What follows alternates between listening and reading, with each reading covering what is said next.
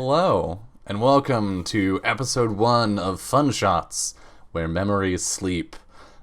This is going to be the second of our 3-episode series here on Fun Shots. This one, instead of playing the dark and dramatic Burning Wheel, we will instead be playing an interesting hybrid. Today's session, we're going to be playing a game you can see right up there called Ancient Stones by that person over there, Jessica Osborne. Me. And then our subsequent 2 episodes will be playing in Ryutama.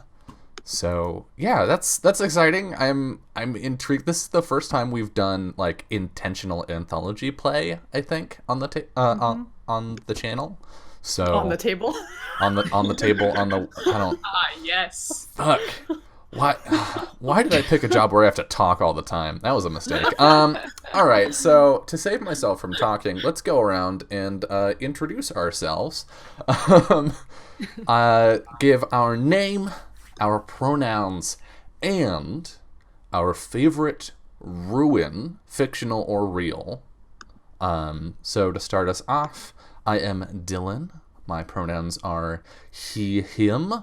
And my favorite ruin, which, you know, I do these throwaway questions, and I really should think of my answers before the show goes live, but I didn't. So what comes first to mind, and I think it's because we were talking about Breath of the Wild on the break, is the ruined cathedral in Breath of the Wild, like right at the beginning. It has such Temple of Time vibes, and Ocarina of Time is my favorite Legend of Zelda game, hands down.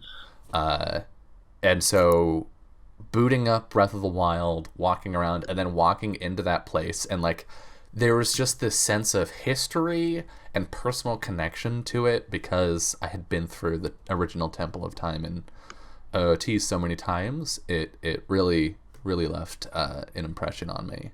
So yeah, that's my answer. And moving on along the overlay, we go to Catherine. Hi, my name is Catherine, and my pronouns are she, her. You stole my favorite ruin. So I'm sorry. My second favorite ruin, still in the same universe, Breath of the Wild. Mm-hmm.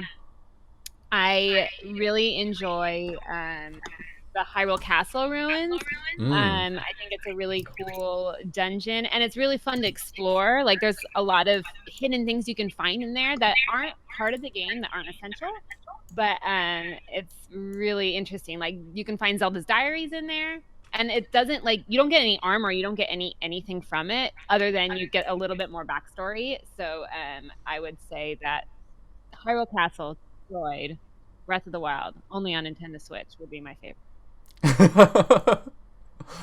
All right. Moving on, Kirby. Okay, hi, my name's Kirby. I use she pronouns, and my favorite ruins, well, the first one that came was fictional, but Atlantis, because I just love the idea of like a lost city underwater, just waiting to be discovered. Nice. And Janaya. You Hello, are muted. hi, I was very prepared. Hi, my name is Janaya, and I use she, her pronouns, and my favorite ruin is, You've been I to really so many. like ruins. I really like ruins. They're my jam, and I'm sure there are really good fictional ruins that I should be thinking of, but all I can think of is all the great ruins that I've climbed to. I'm that person who travels just to go to broken things. So I think my favorite one has to be, there's a castle outside of St. Andrews. Should you find yourself in Scotland, you go northeast until you hit this farm, and then you climb across a golf course, and in the middle of the woods, there's a castle. And if you walk around the back of the castle, there's a small door about 2.5 feet high, and it takes you into a stone chamber that goes into an underground part of the castle. I kid you not, that used to be used supposedly by the Lord to worship goblins to hold on to his power. And in that underground room, there's another small tunnel that goes all the way down to something where you can hear water dripping, but all I had for light was my phone, and honestly, I freaked the fuck out and turned around and left. Only in the UK do you cross a golf course and find a goblin castle. find a goblin castle. Yeah. Jen, I love asking you these questions. This is why this is our throwaway question for tonight. This game is gonna be real fun with you here. Last but absolutely not least, Jess. Me. I'm Jess, or Joe if there are other Jesses in the immediate vicinity. My pronouns are she, her. Favorite ruins. I'm gonna cop out because I never remember the names of places half the time, or in games or anything. But I spent way too much time playing Skyrim and often Elder Scrolls Online, and I love just finding random places. Sometimes they didn't even have names necessarily. They were just tucked away in the environment, and I like digging into the books and things that they have lying around and just sort of seeing the visual of the story that appears there that's like implied. I assume if I would have played Dark Souls, I'd probably love every inch of that. But Oh, it's yeah.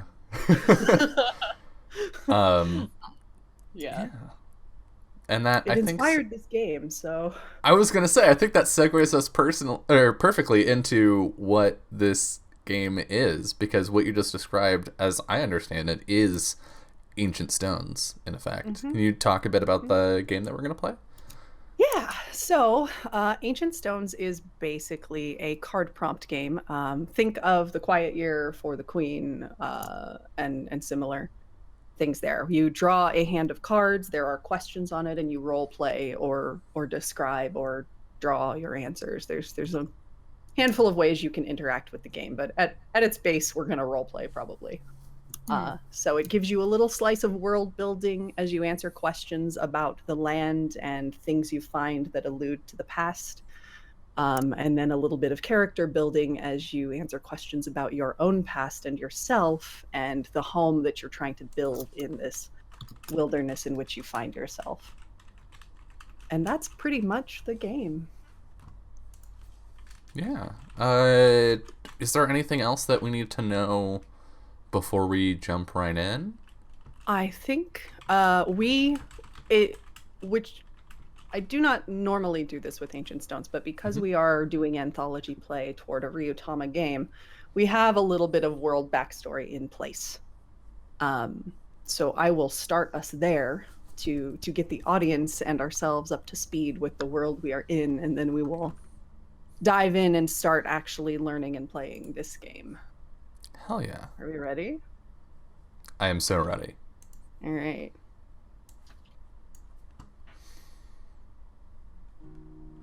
So,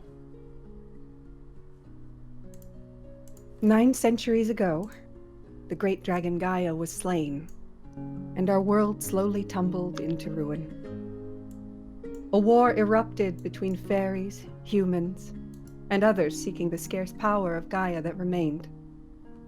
When the war concluded, the world was rendered into sand and ash, while the body of Gaia slept slowly and transformed into a great tree. The once vibrant lands of the world were stored in ancient artifacts left buried in the wilderness that surrounded her, waiting to be found. You are a traveler who awakens at the foot of the great tree in Gaia's fall. You have vague memories of the home and life from whence you came, but your first look beyond the forest's edge reveals naught but lifeless, cracked earth beyond the verdant green. As you resign yourself to a life in the sole surviving forest of this strange world, you find you are not alone. There are others like you who also have memories of home. And together under the great tree's boughs, amid the ancient stones, you carve out a life together for a time. And that is where we begin this game.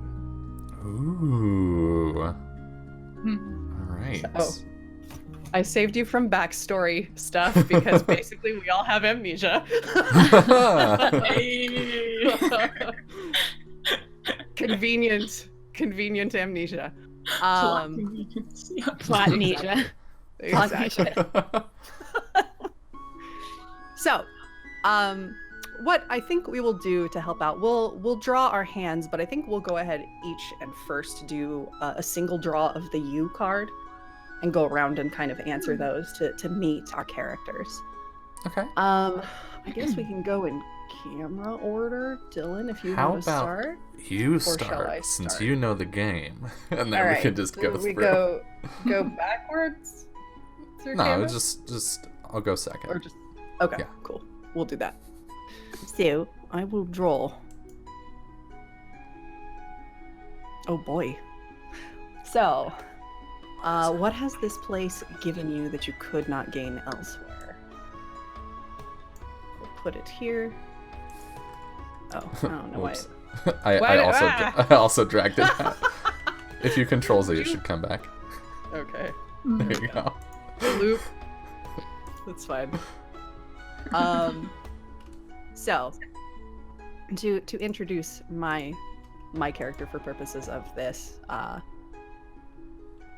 she's a little girl, maybe 12. She's small and petite, green hair. Her name is Aura, and I think she has found this place to be incredibly peaceful and welcoming, and she hears the voices of the forest here, and so she feels far less alone.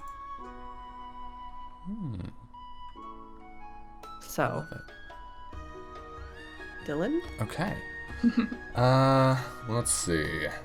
What do we get? Oh. Interesting. Oh. It says, one day, visitors arrive. Who are they? What do you do? Ooh, I don't think they're people. I think they're animals. I think we're sort of in this camp, right? Wherever we woke up at the foot of this tree. And we haven't really gotten our bearings yet. We haven't figured out what we're gonna do here, or even who each other are. And then a family of deer comes by, and I think my character has a bow, and so my character Tali just sort of assumes that she's a hunter of some kind, and she tracked and followed this family of deer for a short time until she got into a position sort of like near a river or a small pond, where she could see them, but when she went to shoot her bow, she couldn't. She stopped herself and let them pass through. Nice. And that brings us All to right. Catherine. All right. Let's see here.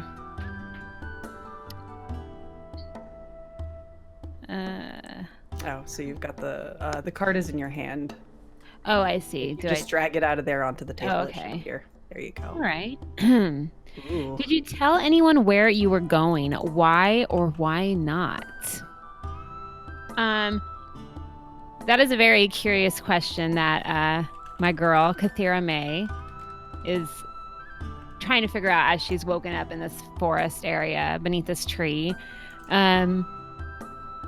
Having not the slightest idea who she is, where she came from, whether or not she told anyone that she was going on a quest. But there's some underlying twinge of a memory that perhaps she might have had a sibling, maybe a twin.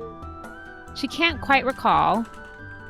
But if there was anyone that she would have told, it would have been this twin brother of hers.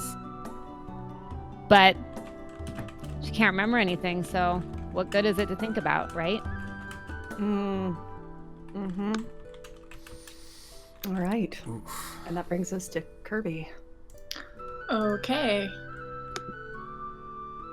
So yeah, if you just click and drag a card onto the table, it should Okay. That might from be that top deck. Yeah. Ah. I don't know why. If you There hover we over it, go. yeah, one Yeah. card will like slide There up, we go. and you have to click and There drag we that go. one, not The the actual things you top left card. behind, what will you miss most? Why? Ooh.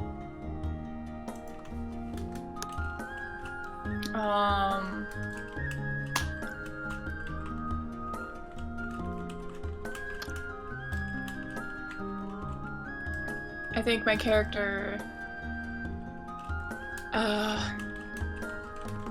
I think what she misses the most is.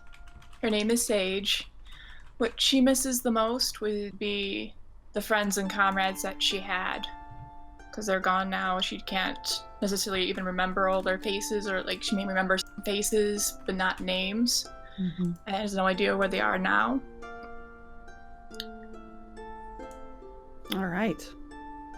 And last but not least, Janaya. Okay. If roll 20 is going to be funky about it, we can pull the card. Hey. Here we go. Ooh, all right. What drew you to this location? I think that Galina's not sure exactly what it is that drew her specifically here, but as she starts moving around, the place feels oddly familiar to her, and she reaches into pockets hidden in her skirt and pulls out a small storybook that's obviously sort of hand-drawn, childish drawings. And she remembers writing down stories that she was told and telling them to someone else. And as she opens to the middle page, she sees sketches of the same leaves that have fallen from the tree that they're around. And she knows that somehow she always knew she'd be here. All right. So we have a little sense of who we all are. And as we play, I think the conceit is definitely, the memories are vague, but they're coming back. So you will start to discover who you are as we discover more things about this place. And we'll see where we end up. So now I'm going to draw a full hand, and we will play through that.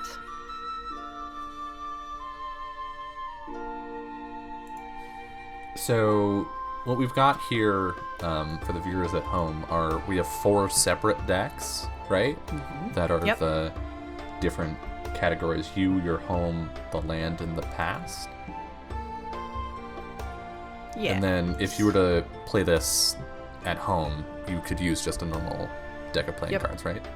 Yep. If you, the guidebook essentially has pages that are guides that will align to regular playing card suits and numbers. So you just split a playing card deck into the 4 suits and shuffle them and play that way. Nice. So, we have, I'll read each of the things in the hand, and you can play these in any order that you want. When you have your hand, you just play the full hand. So whatever makes sense, or however you are most inspired to go through them, that's what you do. So, of all the things you left behind, what will you miss least and why?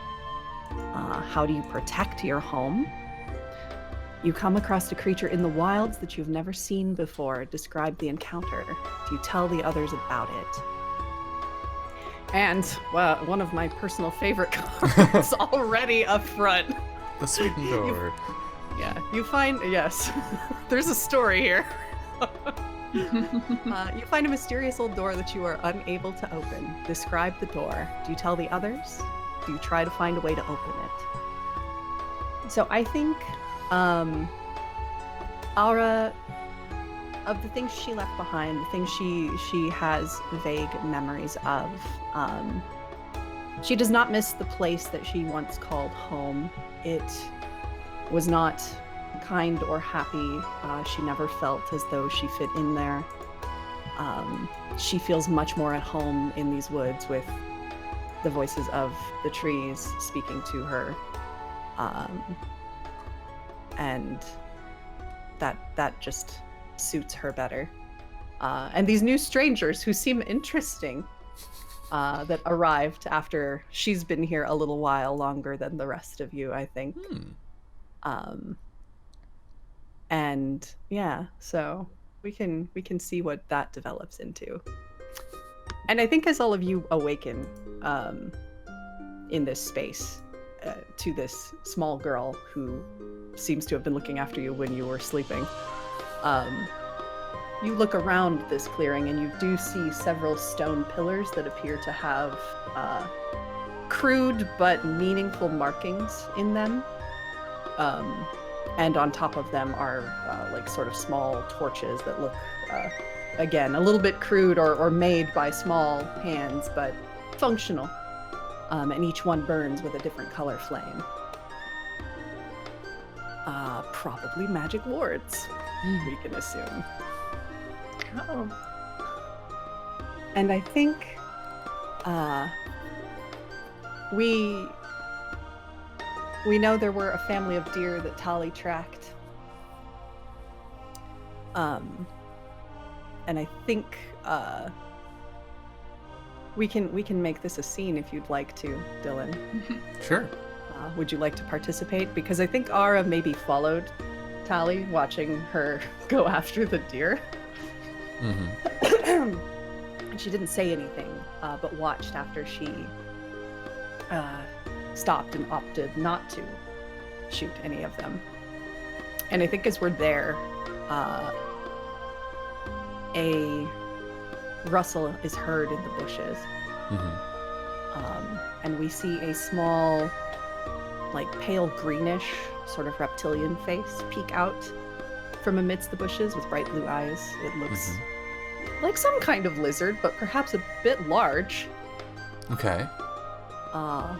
And it sort of scuttles out, and we see it looks like maybe wings on its back, but they're much too small to function. Okay. And I think we hear Ara gasp. Oh! Look! What? I think Tali's got the arrow knocked to the bow, and she hasn't drawn, but it's very like, what the hell is this? I think Ara just sort of pushes past you and just starts trotting across the grass. You notice that she's completely barefoot and does not seem to be bothered by it. And she just goes to where the creature is and kneels down and puts her arms out to it. Come here. It's okay. She's not gonna shoot you. Right? Sure. She puts the arrow back in her quiver. And I think the creature's very shy, but it ultimately does climb up into her lap. It's probably about the size of a cat. Which is still a bit large for her. And she picks it up, and we hear it just sort of... I think, without thinking about it, just like muscle memory, I pop one of my, I've got like a bunch of pouches on my belt. I pop one of them and pull out a small bit of jerky and hold it out toward the little critter. Yeah. I think the little critter kind of sniffs it a bit and sort of shies back on like getting a look at you, but ultimately food wins. As it does with all small animals. And it just like chomps it down really fast. There, you see? We're friends. I think I'm gonna keep this little one. Yeah? I mean, sure. Pops the button on the pouch back down. I'm sorry. How long have you been here? I don't know. I've lost track of time. Many And days. Have you seen something like this? No. And No. and so Usually you it's just just the deer. picked it up. Okay.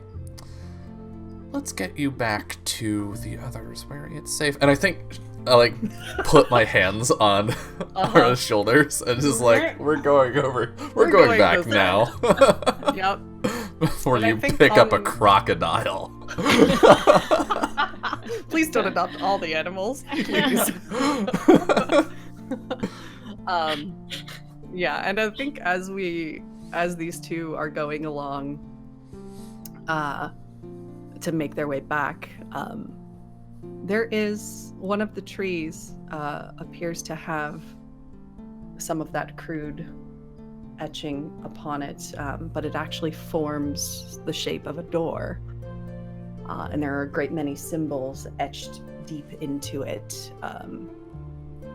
And as we pass it, Ara sort of stops and is looking at it for a very long time and seems a little distracted. But ultimately kind of shakes her head and shies away from it and follows back into step with you. And the small creature appears a little perturbed as well. Do you and trots know ahead. what that is? No, I've never seen it before. It's new. I think. We shouldn't touch it.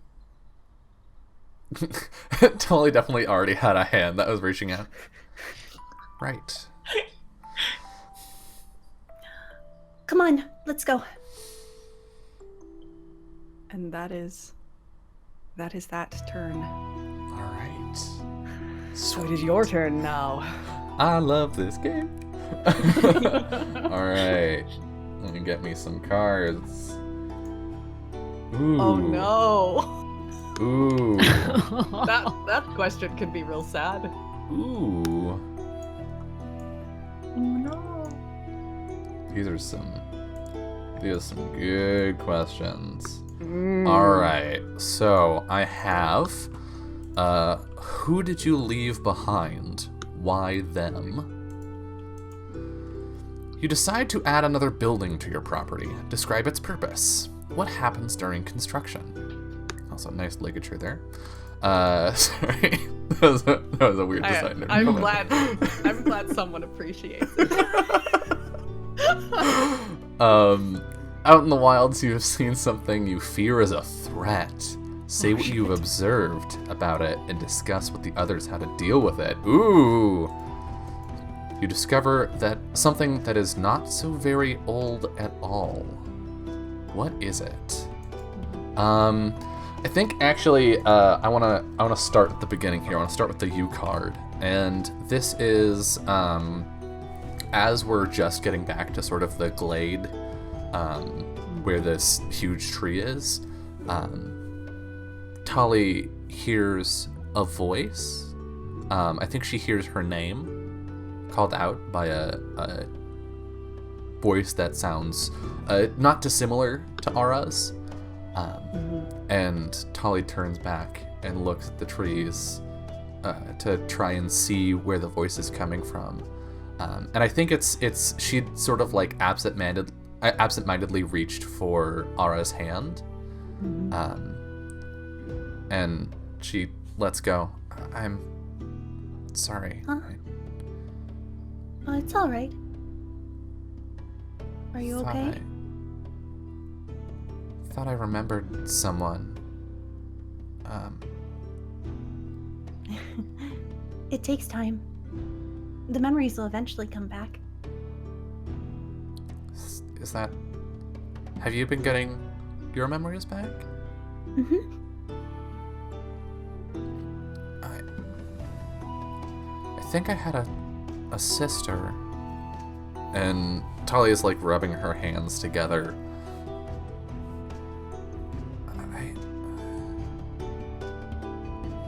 I think I took care of her. She looks back sort of anxiously at the forest. I don't know. I hope she's okay. She's probably out there somewhere. You'll find her. I hope so. Come on. Well, if we're gonna be here a while, we should probably make some kind of a house. And I think that's the building I'm going to add to our property. We need to not just like when sleeping under the stars and the huge boughs of this tree is lovely and pretty, the tree. but it's going to rain eventually. Yeah. Anyone who has sat underneath a tree during the rain knows that it only does so much. Yep. Yeah. You get the impression that for however long she's been here, Ara has definitely just been like using the tree for her house. Yeah. And I think besides the bow, Tali has a small hand axe, and is gonna go and start like getting branches and wood from the forest to start building a makeshift house. Does anyone help with this? Kathira? Yeah, Kathira notices that Tali is futzing with some branches, and she's having another vision, a vague memory of some carpentry that she used to delve in, maybe in a past life. So she gets up. She's been sitting on the floor, chilling under the tree, kind of enjoying the forest, but very, very confused. And she makes her way over to Tali. I don't mean to interrupt. Do you need a hand? Oh, I think she's got like this huge bundle of branches that she can like only kind of carry. Yes, please. Oh, here. And Kathira kind of lightens the load a little bit from Tali. It seems maybe not so long ago that I did a lot of this stuff, so here, let me help you. So that'd be great. I think I've done something similar, and I think she's talking like as she sets the branches into the ground, like ties them together and stuff. But I don't think I've ever done a whole house before.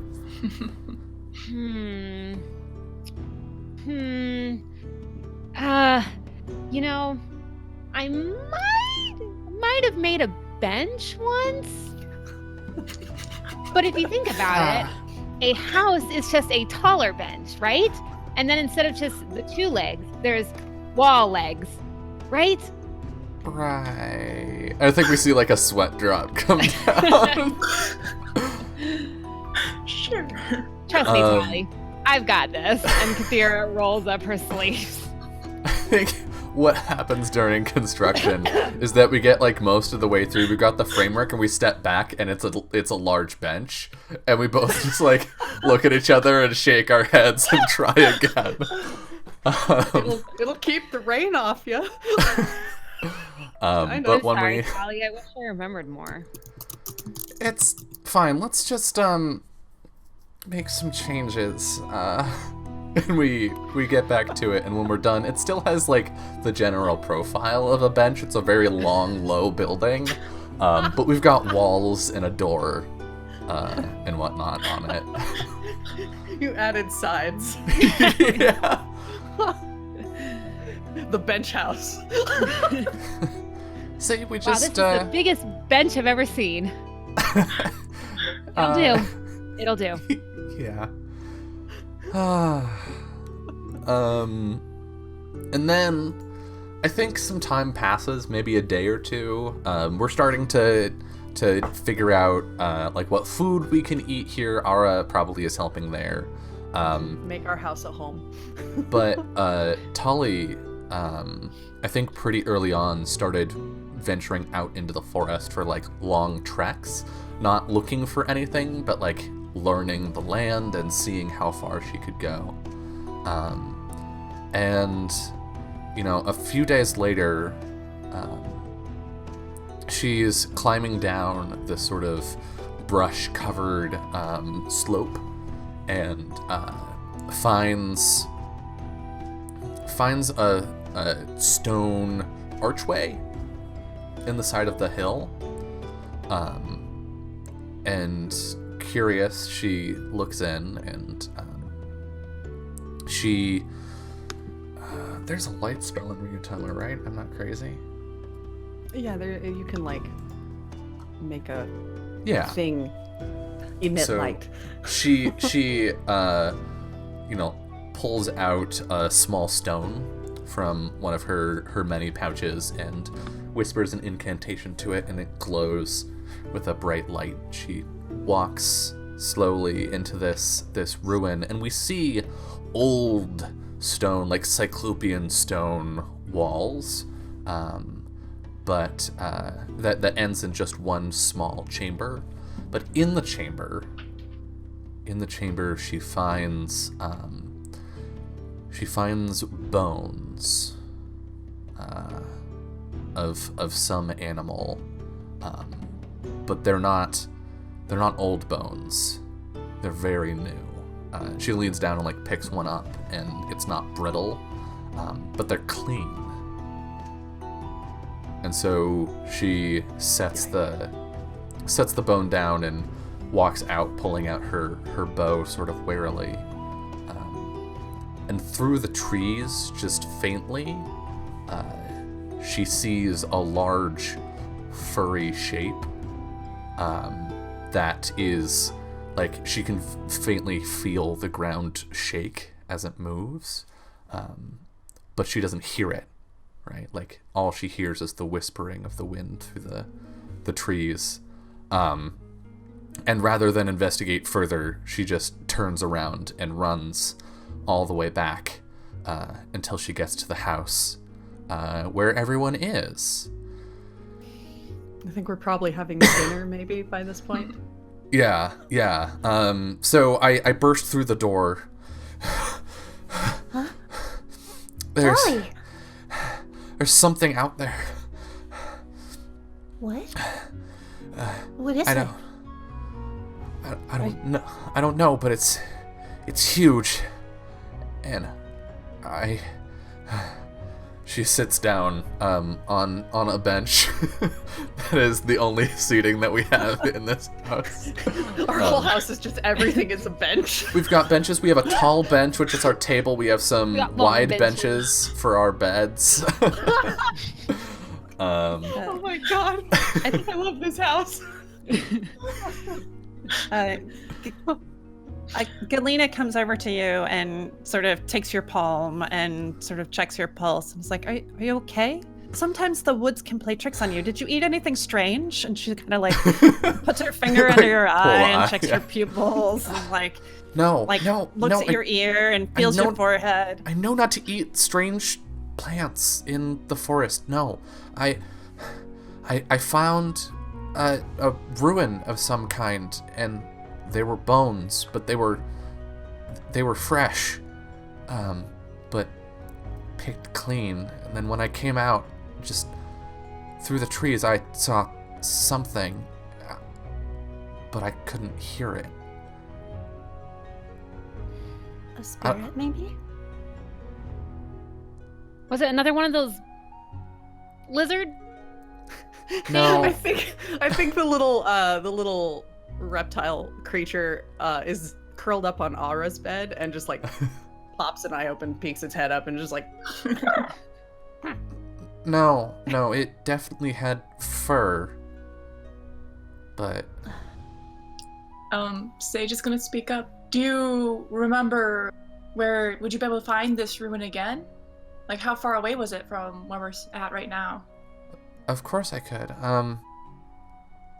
Maybe an hour walk from here. That's Well, you a bit shouldn't go out. closer than I care for comfort. Well, You and it's shouldn't go getting out dark alone. too. Yeah. Sage, can you help me refresh the wards outside? When she says ward, Um, she's referring to those stone pillars. I can give it a shot. I don't really know if I've done magic before. I I'm think you assuming it's can. magic. I think we see Tali sort of like flipping the lid of one of her pockets, the one that carries that stone, up and down absentmindedly, but she doesn't say anything. Come on, let's try. And she Sage is just gonna say something to Tali, but Ara's all excited, so she's going. Ara just books it outside. I think maybe we make eye contact as you walk out after Ara. Sage isn't walking out. She's grabbing her sword and running after. All right, and I think that's all 4 of my cards, if I remembered correctly. I'm not used to not going in order. All right, so that is my turn. I think we have time for a card or two. For bench girl? All right, let's see. Bench girl. The bench master. Tap me in, coach. Tap me in.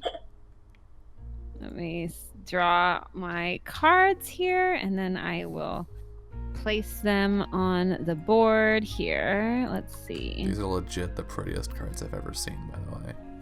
They're gorgeous. Thank you. Ooh, that's one of my favorites. Yeah, that's always a really good one for characters. Oh, well. I guess we answered that kind of. Is that a material? It's bench material. Okay, so I have on my U, describe your daily routine. What 3 things must you do without fail each day? Your home. What material is your home made out of, and how did it get there? We'll find out soon. The land. You get caught in a storm while exploring. Where do you manage to take shelter until it passes, and what do you find? In the past, you come across a lone structure amid the ruin that is incredibly well preserved. What is it? How do you think it survived when others did not? Okay, I'm gonna start with you, I think. Actually, no, I lied to everybody in this room. I'm gonna start with your home, actually.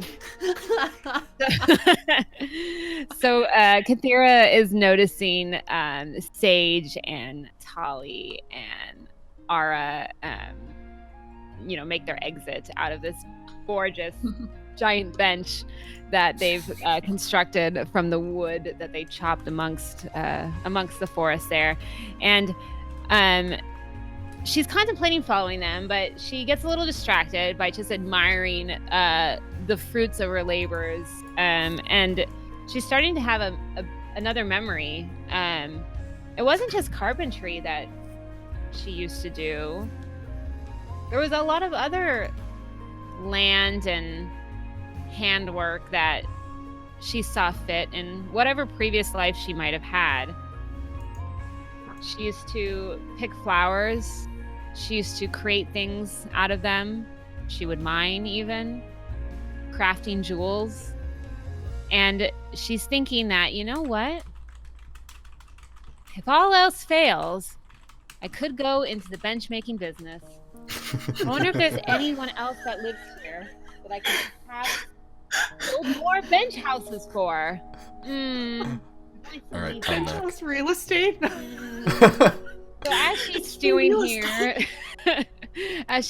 here, thinking about how to add more to her bench monopoly,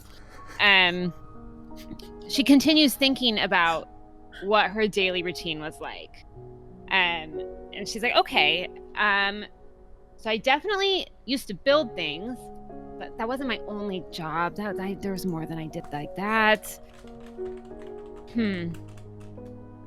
For certain, helping others.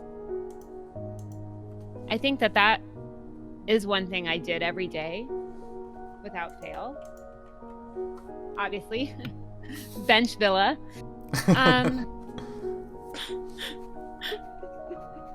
Yeah, helping others. Protecting the realm? No, that sounds ridiculous. I probably was a bench builder.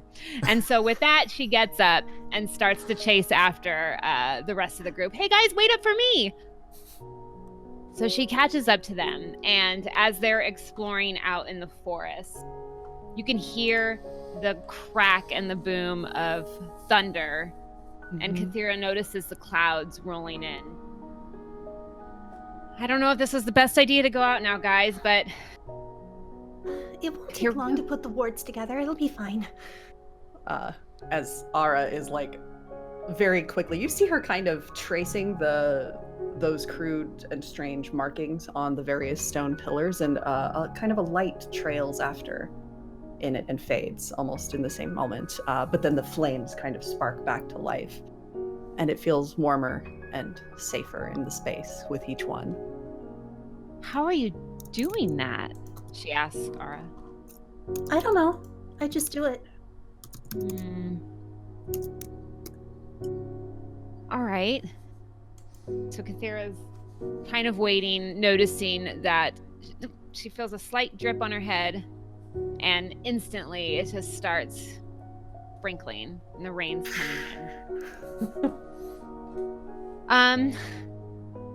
Ara, are you gonna be okay to finish with the weather like this? Uh-huh. There's just one more. And the flames do appear to be fine in spite of rain pouring down.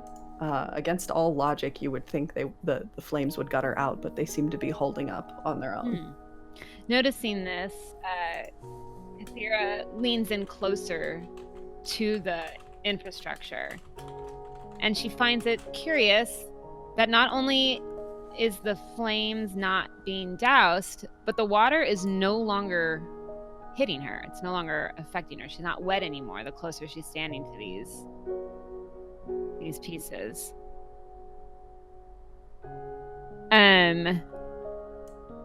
Amidst the different structures, as Ara continues to work, Kathira notices something else in the distance.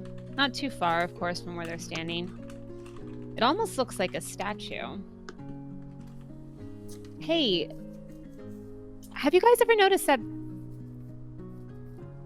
stone just over yonder past those trees?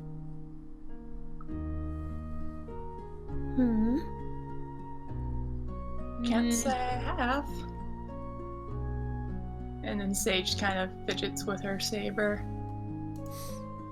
Well, I mean, you guys seem like you've got this under control, and this weird rain fire situation is a little odd. I'm gonna go over there and check that out really quick. So Kathira kind of like. Did she go alone? Yeah, she was alone.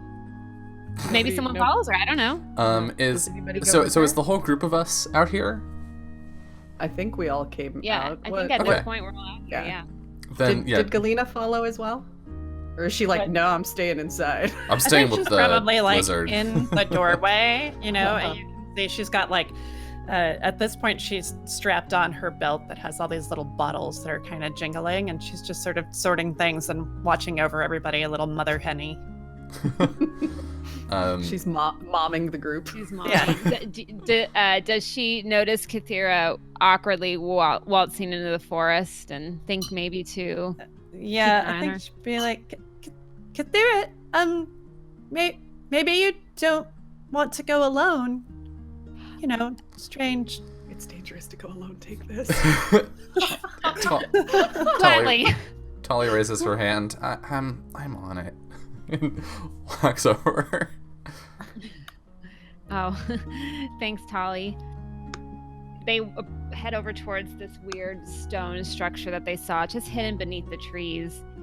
And it is shaped not too dissimilarly to the weird lizard creature that they were housing in their bench house. But much larger, of course. Much, much larger. Has Ara named the lizard? I'm trying to think of a name very quickly. Hold on. I'm sure she did, because she named Lizzie. things if- Lizzie, no. I think she named it Thorn. Thorn. Thorn. Hey, doesn't this look like an overgrown thorn? Get it? It does. And we see like maybe a chibi version of Tali as she points to the statue and shouts like super loud, "Hey Ara, did you make this statue?" Oh my god, you're gonna wake up whatever monster you saw! Thank you. I'm glad someone has reason. Ah. Sorry. I think we see Ara. We hear more than we see. We see her little feet padding quickly on the earth of the forest as she runs over. Make what? This Oh, That looks just like Thorn! No, I didn't make it. I feel like it's been here for centuries, but it doesn't even have a scratch on it, much less any mildew or signs of aging. Wow. So she just like climbs up on it and sort of like very carefully edges her way around it to like fully 360 degrees, like get a Tully very pokes close it look with at an it. arrow. And yeah, it seems to be very intact and not fragile at all. What does it Wow. mean? I don't know. Maybe. I wonder if there's more.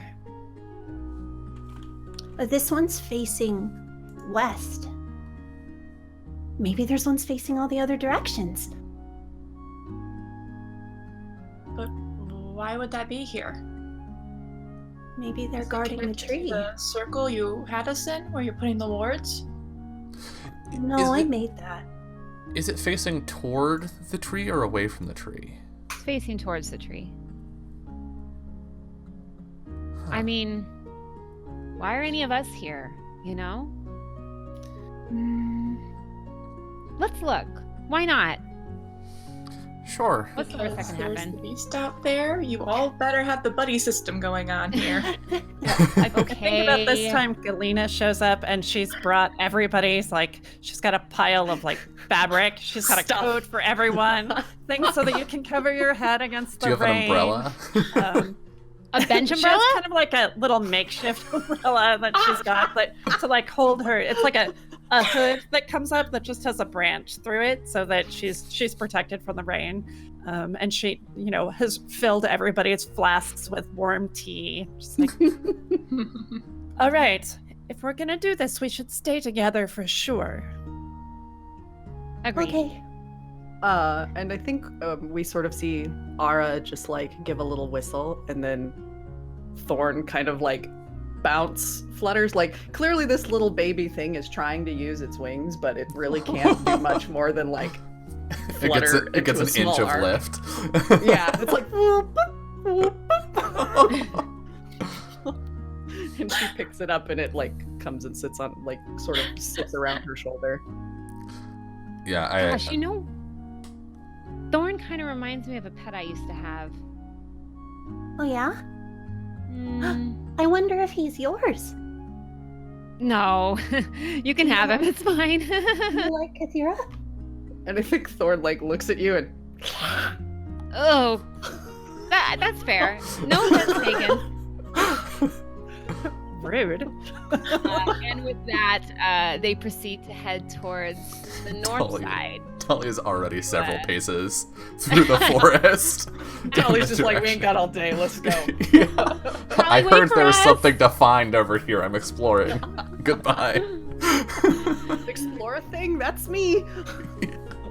And that's my cards, kids. All right. Sweet. And we are at the top of the hour, so I think this is a good place for us to go to our first break. So we're going to step away for a couple minutes, and when we return, we will see what Sage finds here in this strange, mystical place. See you soon. Welcome back to episode 1 of Fun Shots, where memory is sleep. Catherine has just finished her turn as Kathira May, and that means we turn to Sage. Woo! Okay, let's see if I can manage to do this right.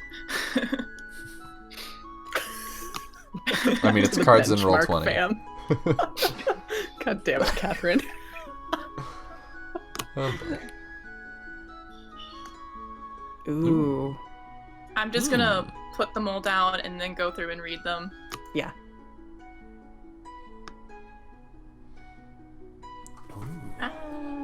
Okay. Oops, I did that wrong. There we go. Okay. So you.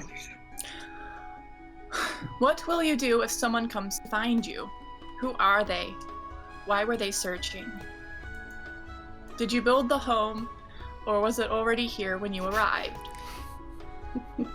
Exploring well beyond your home, you discover a place with an air of mystery. What strangeness did you witness there? Oh, I forgot to read what they were. That one was the land. And then the past is you come across a written account left behind by someone in the past. What form does it take? Can you understand the writing? Okay. I'm just trying to remember where we're all at right now, and I have to figure out a way. Yeah. So yeah, it seems like we packed ourselves up, have umbrellas, we're walking through in the rain to find these other stones, right? These other statues that may or may not exist. Just do like a perimeter search basically right now. We technically have the answer to the home question. Yes, we do. I mean, I didn't yeah. help build it, but Yeah. the people I was with built it out of benches, so so that happened. And then Ara technically did the wards and everything, so Is for the you question, is this perhaps conversation that comes up as we're talking and as we're all walking? that could be a good way of doing it. I just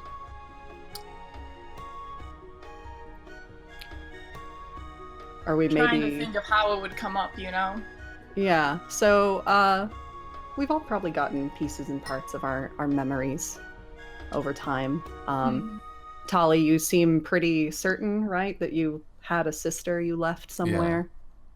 In Kathira, you have these vague memories of doing a bunch of different things for the realm, but probably involving benches in some way, shape, or form, right? primarily benches. Yeah. What about Galena? Are Galena and Sage maybe talking about things they are starting to recall? I think I'll just start with what I think Sage will do, and then maybe whoever wants to react can react. Yeah. So we're going along, and then kind of out of nowhere, Sage just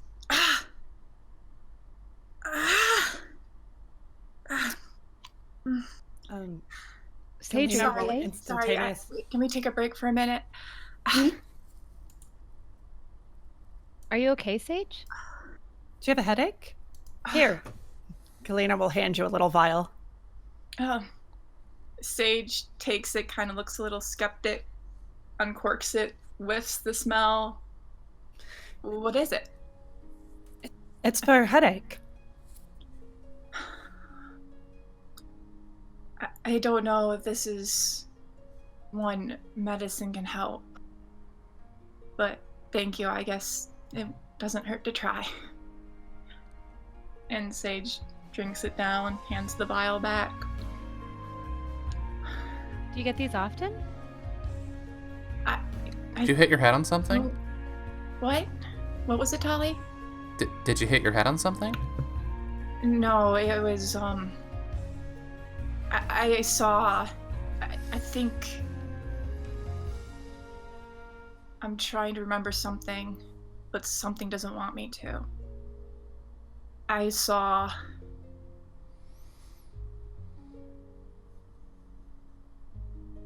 someone's blood and a person no. screaming at me. Oh no. Blood. Makes me think of the war back home. War. Yeah. You can tell Sage isn't exactly making eye contact with the other people. I think Sage, are you Tali okay? just sort of like leans over until she's at eye level with. Like Sage is Sage. zoning, and then all of a sudden, ah! And she grabs her sword and then kind of panics and pushes her hand against her pants. It's fine. I'm not gonna hurt you. Just maybe give a warning. I don't think any of us were worried about that. Were We're you? worried about you, Sage. Are you alright? You seem scared. not sure I was the person I thought I was. Well, but you're who you are now. Mm-hmm. Thanks, Tolly. That means a lot. And it's safe here. I mean, mostly. Tully gives sort of like a worried look at Ara. Like, Sage is did you have to Going say to that? end up, I don't know where Ara and they are, but she's gonna end up putting like a hand kind of on both their shoulders, kind of bring them close. Like, listen, if anyone comes for me, you need to run. Okay. But we wouldn't leave you Whoever sees behind. what you don't know, come find either me or Galina. Let us know, okay? Okay. Sure. Okay. Thanks. Ara looks up at Tali like, Talia looks down, just like little whoop, shrug. Oh, wait a second, guys.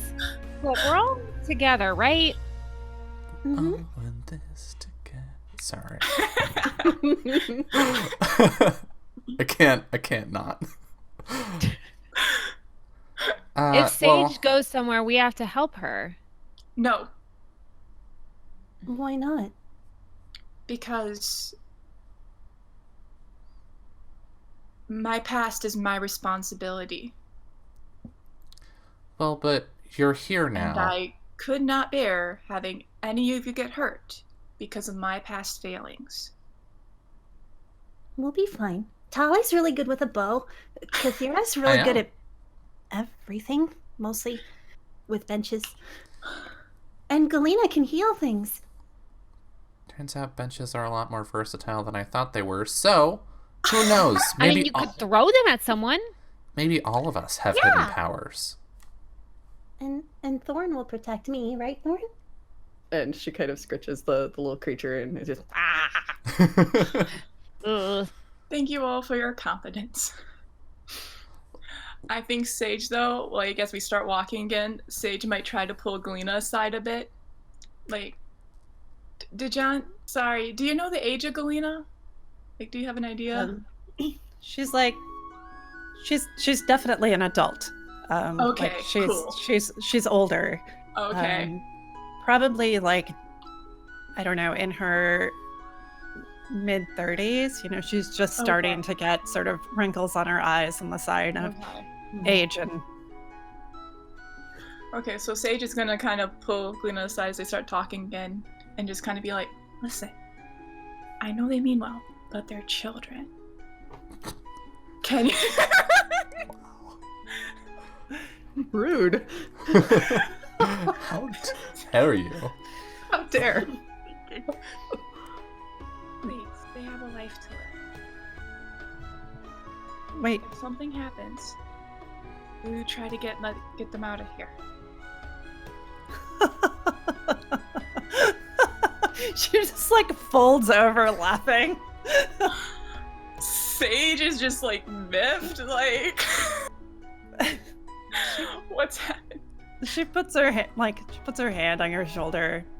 Sage, there's only 5 of us, and we're all people, and we all have abilities, and we all have lives to live. You can't expect. I mean, what if something were to come for me? What if this thing that Tilly saw is coming for her? Do we just leave her to be eaten? No. But We work together. Each of us have a life to live, and each of us have not an obligation, but an interest in helping the other. Sage isn't exactly making eye contact, and you probably just hear like a low kind of mutter. I might have killed a person. I think Tully comes sprinting over and like trips over a bush a little and says, wait, what was the joke? What was the joke? Say it again. What was the joke? And I think Kathira is right behind Holly on that one. Oh, me too. And then she also trips over. Sage is just Same Rich. I think I Ara. said, Leave me alone! I'm bushed!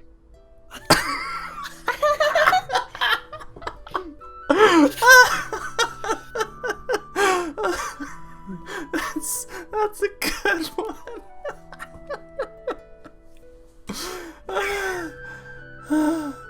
You should share your jokes with everyone, Sage. Don't just keep them between you and Galena. Well, Galena can share it if she wants to. But you should probably trust the other ones to know how to laugh at a joke, too. Who doesn't know how to laugh at a joke? That's a weird thing to say, She's Galena. probably tearing up now. I am a little weird. Come, let's keep walking. Right, let's go. And as everybody runs ahead, Galena will look at you and say, "We all have pasts, Sage. If you want to share yours, you should share it with all of us." But I don't know everything. Maybe we'll figure it out together. But I promise you right now, you're gonna find out that these children are stronger than you think.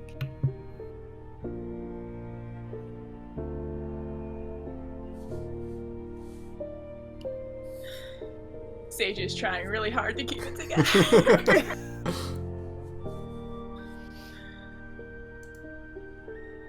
So we have 2 more cards in this hand. Hope for our sakes, you're right.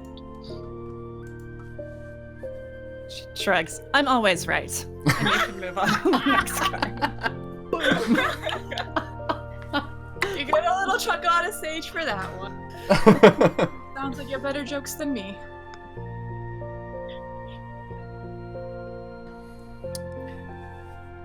All right, which card do you want to do next? Yeah, we still have the land in the past. Yes. Okay. Okay.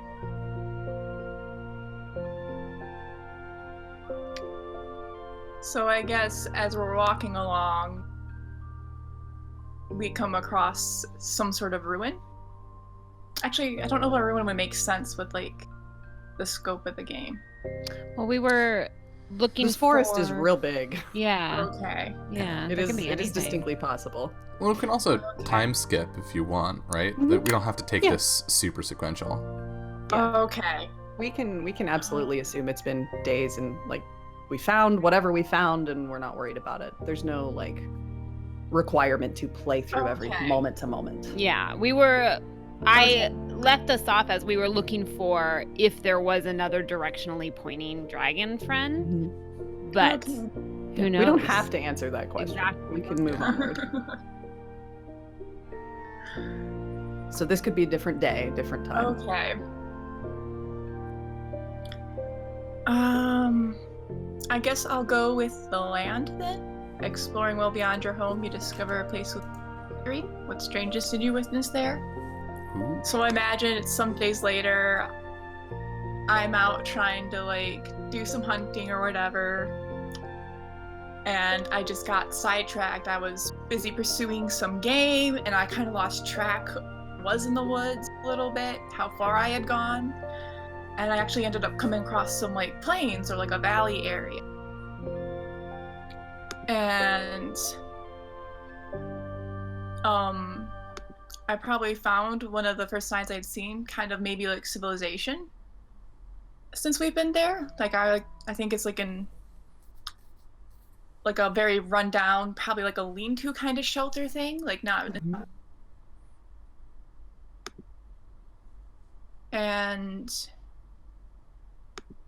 there's like curious just like charms and like baubles kind of around it, and there's just something that designates that maybe was it used for maybe more than shelter, or there was something maybe kind of gives off a similar vibe maybe to the words that Ara had set up, although that doesn't really have the same markings or anything. Mhm. And I think as I approach, the wind picks up and it just rushes through, and there's like the sound of like a sigh or a breath being let out. and the wind actually ends up uncovering this, what looks to be a stone that has what looks to be letters carved into it.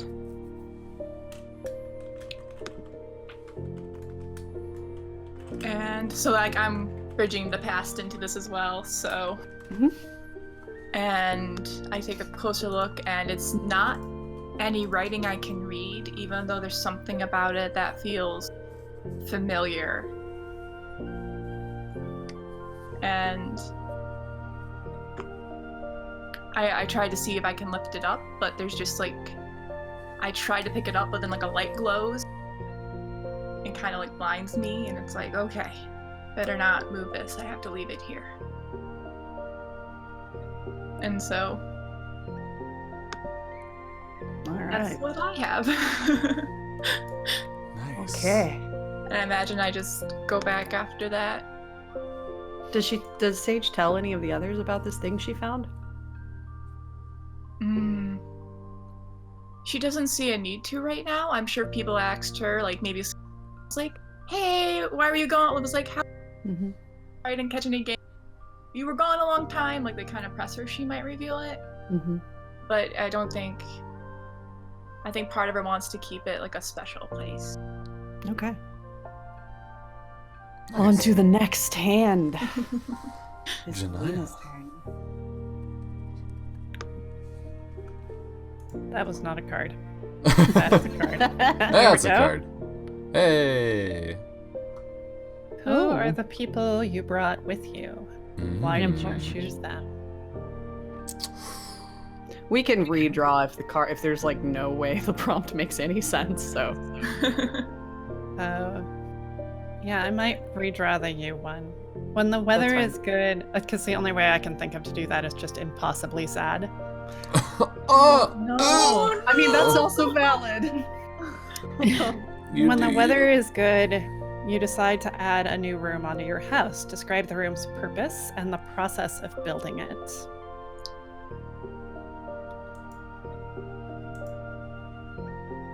On a hike, you find a place with an incredible view. What do you see from this spot? How difficult was it to get to? And you find what remains of a wondrous feat of engineering. What is it? Does it still work? Ooh, Hmm. that's cool. I would say you've got all the cool cards, but all the cards are cool. I'm gonna start with you, and we kind of come in and you see Galena asleep on a pile of leaves, and she's kind of fussing in her sleep. And so we kind of head into her head. We see this sort of misty space that she's moving in, and she's just walking, and you see behind her like a cottage disappearing in the distance, and she looks back a little bit, and we know that she's leaving her home behind to come to this place. And as she walks through the mist and there's nothing, you start to hear voices, just like whispers of people kind of talking to themselves. And you hear her say, Mom? Mom? And as she runs to a voice, you see a woman that looks a lot like Galena, but older, a big, huge mess of like crazy, untamed, reddish orange curls. And the woman says, Galena, and grabs her and hugs her. She says, come with me, Mom. And we watch her just running through this mist, and she grabs the hand of somebody else, a young blonde girl. And they start laughing and embracing and holding each other. She says, come with me. Come with me. There are places to go. Come with me. And they say, yes, yes. And as they're running through the mist, and the mist starts to fade, and you see the tree in the distance, the hands that she's holding, she looks down and you see the solidness of Galena's hands and the other hands fading in the mist. And she turns to her mother, and she turns to this little girl, and her mother says, Galena, we can't come with. And the fog blows away behind her, and you see her awake at the bottom of the tree.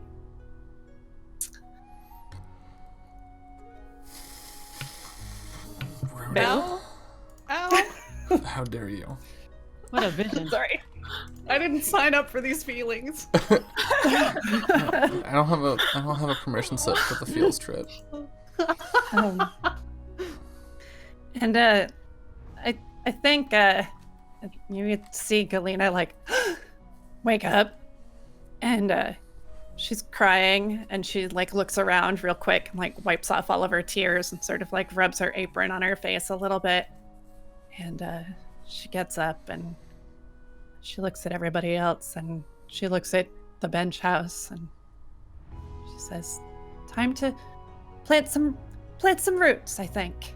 And she goes out into the side of the house, and she starts building sort of this outdoor workshop.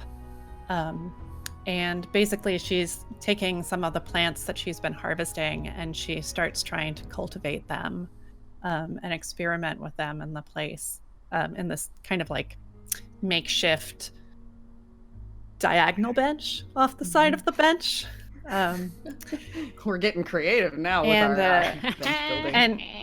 And as she builds it, like it starts off with she just kind of like moves some furniture outside, you know, and everyone's like, oh, it's doing things. But then as it sort of develops more, it becomes kind of this clear tactical space, like where there's lists on the wall that are written down, and notes from everybody, and a map, and a place for people to say, I went here and this is what I found. Aww. And then she also takes these vials out that are kind of special vials that appear to have names on them. And she looks down and she rubs the vial off, or the name off, and she writes down Tully, Sage, Ara, Kethria. And she comes in the morning, and you guys are all getting up, and somebody who can actually cook and not just make tea is making food. And Galena kind of looks at everybody and adjusts little droppings, like little dropper bits into the bottle, and hands them out and says, "Good morning." Morning. Morning, Galena. How are you doing? Oh, just fine, thank you. I'm almost done with the with my room. Oh, nice. Yeah? What did you do to it? I just, set up some spaces to cook up some more potions. Oh. What kind of potions? Oh, magic ones. Well, I mean, of course they're magic. You're making them. I think we just sort of see Ara like You see, like, as soon as you say, of course they're magic, she just like, she blushes just a little bit, and like, I think we get kind of the chibi view of her as like a little sweat thing comes to the side, and she looks down nervously at one angle. like, yeah, of course Patting they the top are. of her. And then Tully will call from the room, "Is this a map?" Tully's like trying to pull the map off the wall. Is it a treasure map?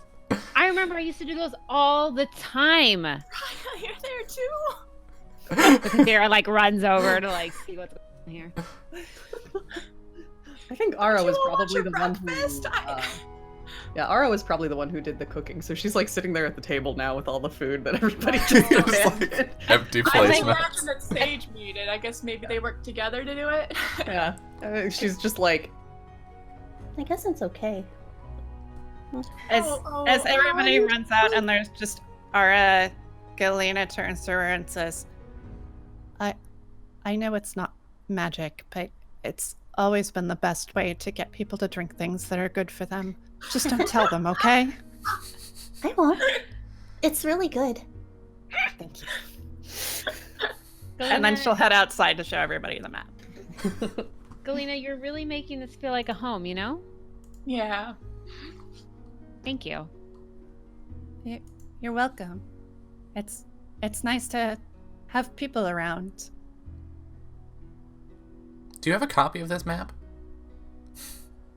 No, there's just the one, but should we make more? I figure if we have a master map, we can all note the things that we found, and then we can make plans and figure out what areas we haven't explored, and let people know where we've gone in case there's a problem. That's That a would be really good. good idea. Yeah. I shout from the other room. Yeah, Tolly starts writing things on the map immediately. She's like, and then I saw this over I found here, and then this, this and was this, here, and and then this. this was over there.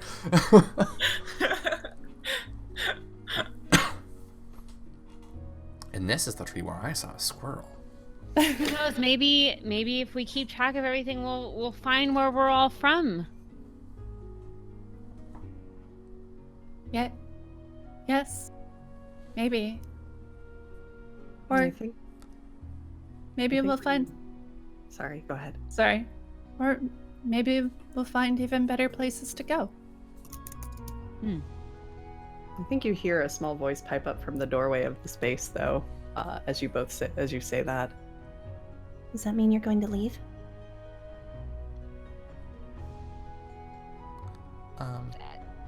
Well, I mean, probably, like a little. Oh, All right. okay. All right. If we go, you could come with us. Yeah. Yeah.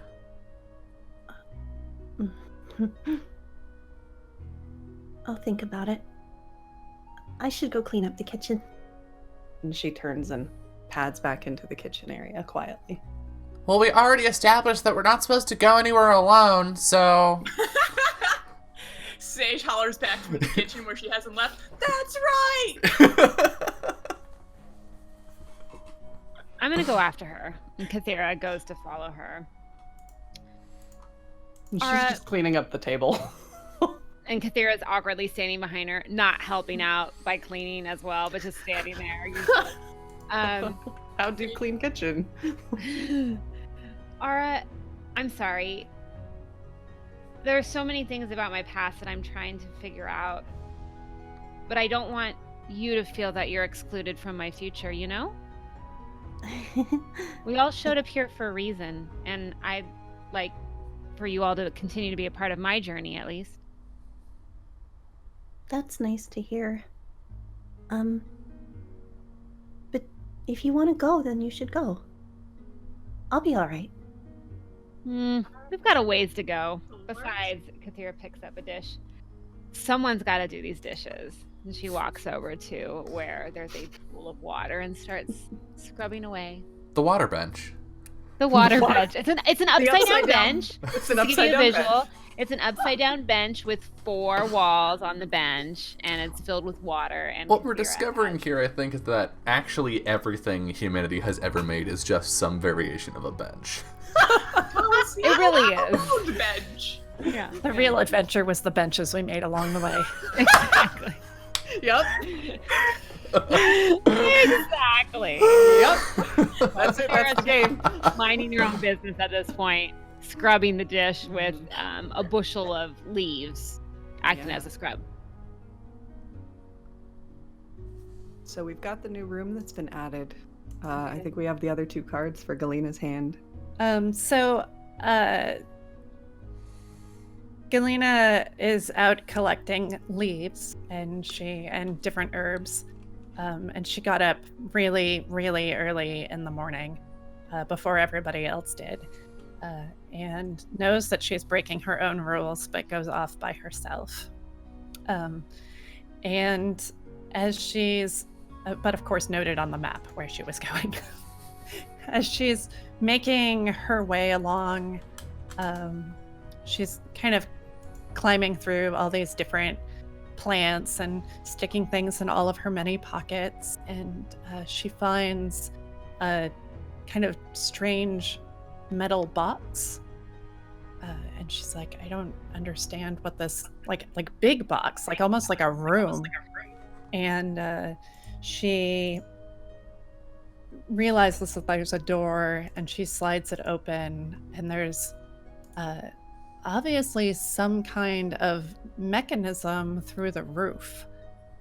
And because she was in the tree, she couldn't really see exactly where this thing is going. But there's like a clockwork dial, and she turns the dial and kind of winds it all the way up, and she hears like a click. And she's like, oh, I probably shouldn't do that. And lets go. And when she lets go, the whole room lurches forward. She sort of falls against the back wall, and it starts carrying her up.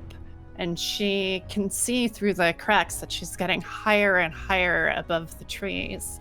And she realizes that she's in basically like a funicular that's carrying her up over the trees to the top of this precipice. And she is so scared, but at the same time, just like completely overwhelmed with how beautiful the forest is. And she can see for the first time these birds that live in the tops of the trees with these amazing blue and purple tail feathers that are just swooping around in the pre-dawn light. And as she watches them, eventually the funicular comes to a stop. And she comes out, and there's a like platform on this precipice, obviously man-made of some kind. You know, there's stones laid out, and there's one tall stone within it with a huge hole carved in kind of the same patterning that the thorn dragon was. And as she stands and looks at it, the sun breaks over the horizon and comes perfectly through the hole, and the sunlight moves like gold and fills in these different like carvings to make a pattern of a sun. And she's just struck by this beauty, and she begins to hear music, maybe voices.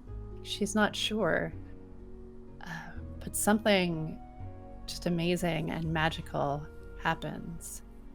And what she sees as she looks through the sunlight that's bleeding through in the distance is a path of flowers carrying out from the edge of the woods, twisting and then fading into the blasted darkness.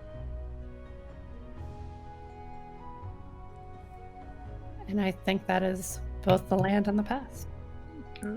Sweet. I am definitely like over here taking notes. Notes. I was gonna say, I see you over there, like Like this location, though. this location, though. All right. So we have completed one round, Mm-hmm. which now we do a different piece of the game. Oh shit! Yeah. That I have called the Changing Times. I will bring this into place and then show everybody.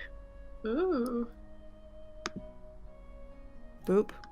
I hope that Oh. comes up. Ooh. Ooh. Okay. All right. So after everyone at the table has completed their turn, going in whatever direction we choose, we'll ignore the clockwise for purposes of this game. We each ask one of the following questions to any other player, and each player should ask and answer only one question. So we just have to kind of keep track of who is asking what, but we can choose whomever has not answered a question when we ask. So I will go. I will ask Galina, how has your time here so far changed you?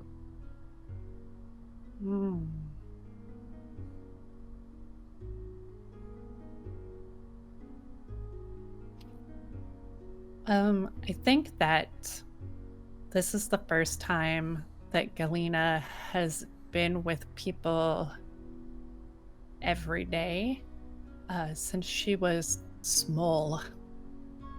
And being with this group of people, at first when she woke up, she was immediately looking for the things that she could do and how to care for people. But something shifted in her where she started to understand that other people had other things to give her as well. And she started to just relax and enjoy the idea of camaraderie and of being together. And I think that, like, when Sage called everybody children, and I remembered being this small child running an entire house all by myself in the woods and laughed.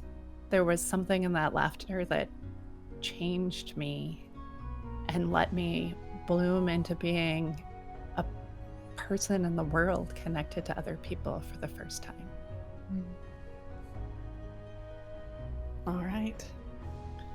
So we'll just go ahead and go in order if you want to ask any of the others a question.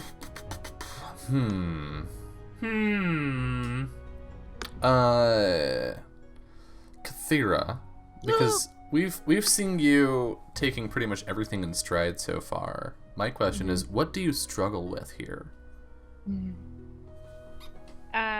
Very good question, my friend.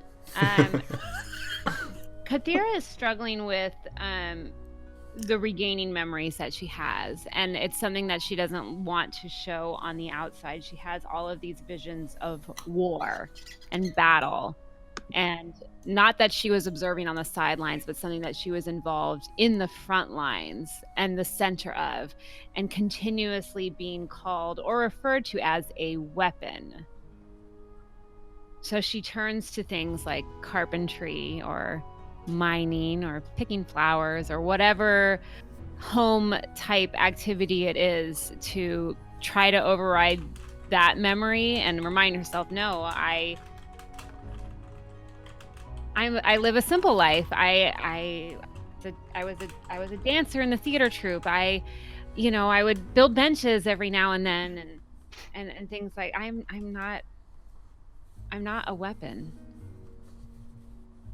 And that's something that she keeps continuously trying to not only tell herself, but also to hide from her comrades. Perhaps waking up in this place with very vague memories is her chance at actually starting over. Awesome. All right.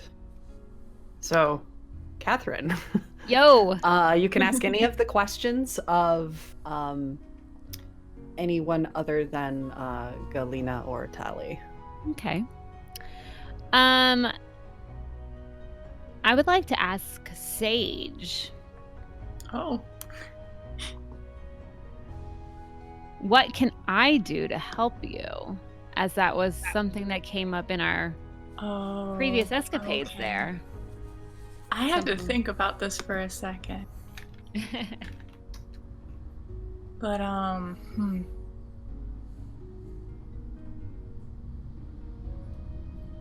I think it really helps Sage just to be here with this group, to have people that help challenge her way of thinking, and like the comradeship is something that she missed. She does miss the memories of like the people she had lost, and so Liz is helping to fill that, and also helping her to give a space to explore herself.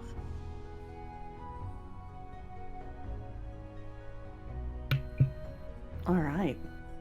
So, Sage, believe you can ask a question of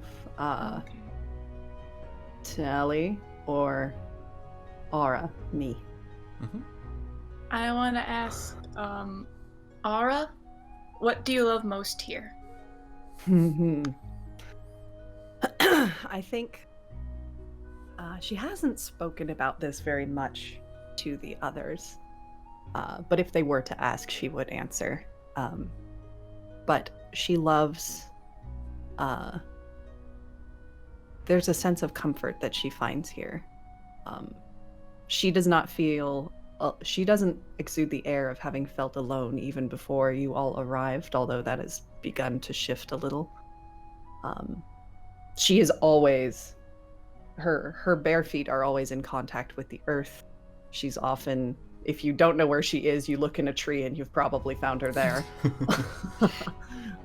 She loves the green of the place. She loves hearing the essence of the woods around and the natural structures that have grown up in this place, and she feels very connected to them. So the entire forest is just one big ol' organism, and it is her family. All right.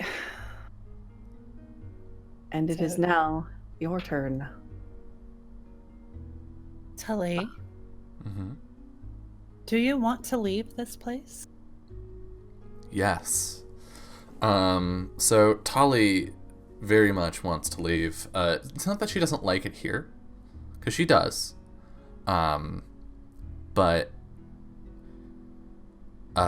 she's got a restlessness, I think. And anytime she's working around the house or just in the general area around it, she'll absentmindedly look up toward the forest. And I don't think she's noticed necessarily, but she always looks in the same direction. And she hopes that the sister that she like vaguely remembers is still out there somewhere. And she wants to find her. But she feels a responsibility to the group, and an attachment to the group, and she doesn't want to leave any of them behind. Yeah. All right. So that is our first round. And I think we're getting pretty close to an hour, right? Yeah, we're at the top of the hour, so this is a good spot for us to take our final break for the night, and then let's see how many more turns we can get in before we wrap tonight, or today. I'm not used to streaming this early. Good morning. It's tonight somewhere. It is. That's true. It's nighttime in Australia. Yeah. Hi Australia. Hi UK. Yeah, we're gonna step away for a couple minutes, and when we get back, we'll see what else we discover in the strange forests around Gaia's Fall. See you soon.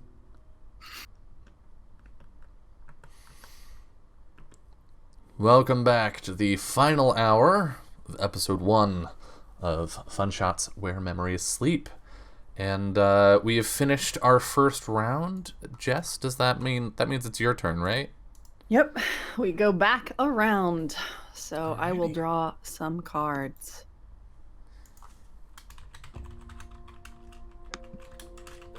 Oh my god.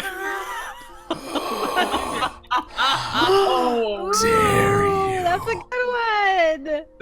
Sometimes the deck just does things, and I don't know how that happened. It knows. I hate It card knows. prompt games. Hate them.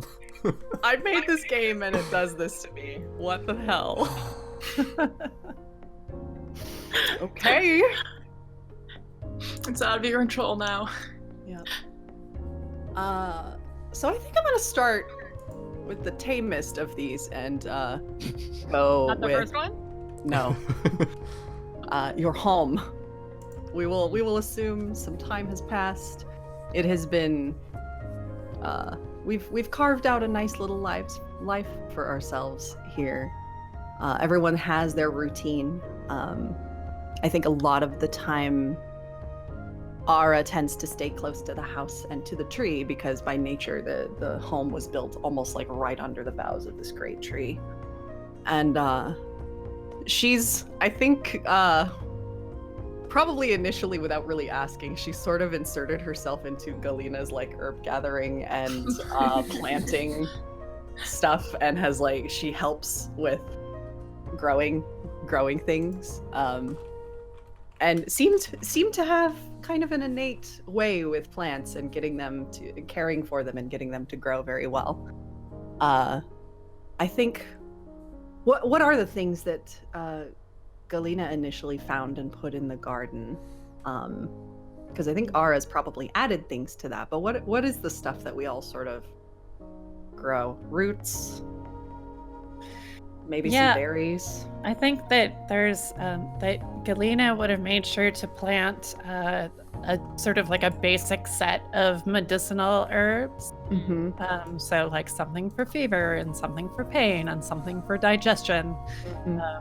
But then also probably like maybe some unusual plants that she kind of found in her pockets that she didn't know she had brought with her. So like these weird, crazy, like mandrake type root things and kind of creepy things, like creepy looking plants. Okay. I think also Ara sometimes would show up from her little escapades around the tree and has brought seeds that just no explanation. It was just I don't know. I think they're pretty. and planted them, and one of those plants I think sprouted into a small flowering plant, sort of like a strawberry plant, had very delicate little white blooms. And when it produced at last, it produced these kind of bright blue berries, a little oblong in shape and very strange. Nobody recognized them, but they have an interesting glow about them in the low light and in the evening light. And they are extremely sweet. They might be medicinal. They're not poisonous. They're delicious and they're very pretty. They always seem to be extra rejuvenating when we've eaten them. If pressed, I think Ara is like, I don't remember where I found them. Around the tree. I think Talia is very interested in these plants and will like have. I think she's discovered in her stuff a small like notebook, I guess, like a field notes notebook. That's what I was thinking of. And she's like sketching little drawings of like the leaves of these plants and that sort of stuff to be like, this is what it tastes like. Sage ate it earlier and didn't die, so probably not poisonous. Ask Sage probing questions about how she was feeling and what she was seeing. Probably not hallucinogenic either. that's fair.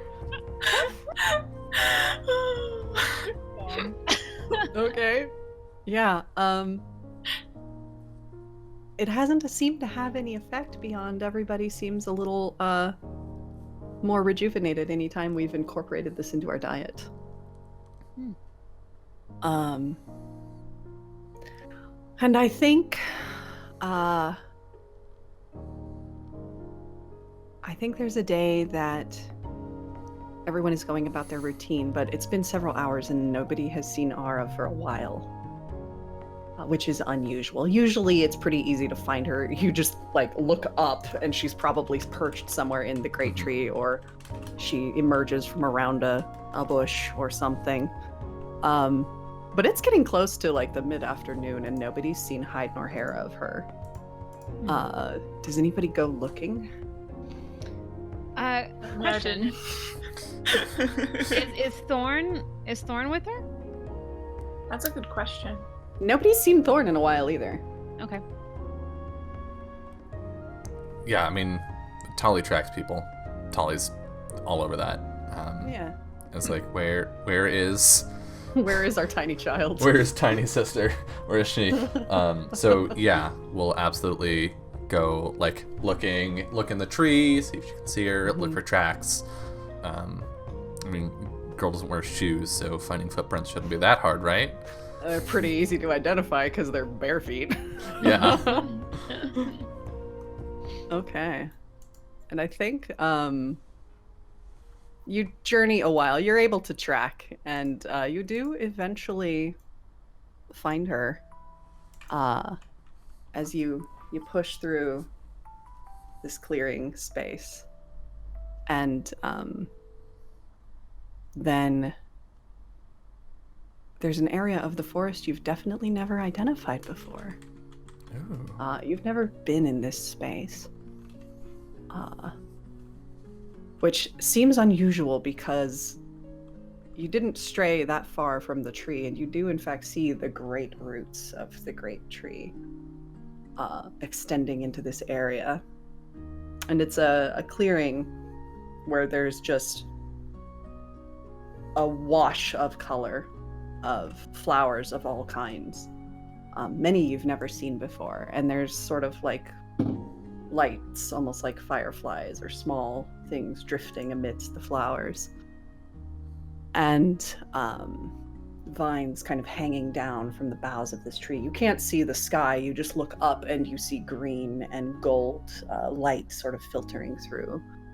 And it's incredibly, you're sort of struck by the beauty of it and just rooted in place for a moment, taking it all in. And then when you sort of blink and you look, you see Ara there, just sort of lying amidst the flowers.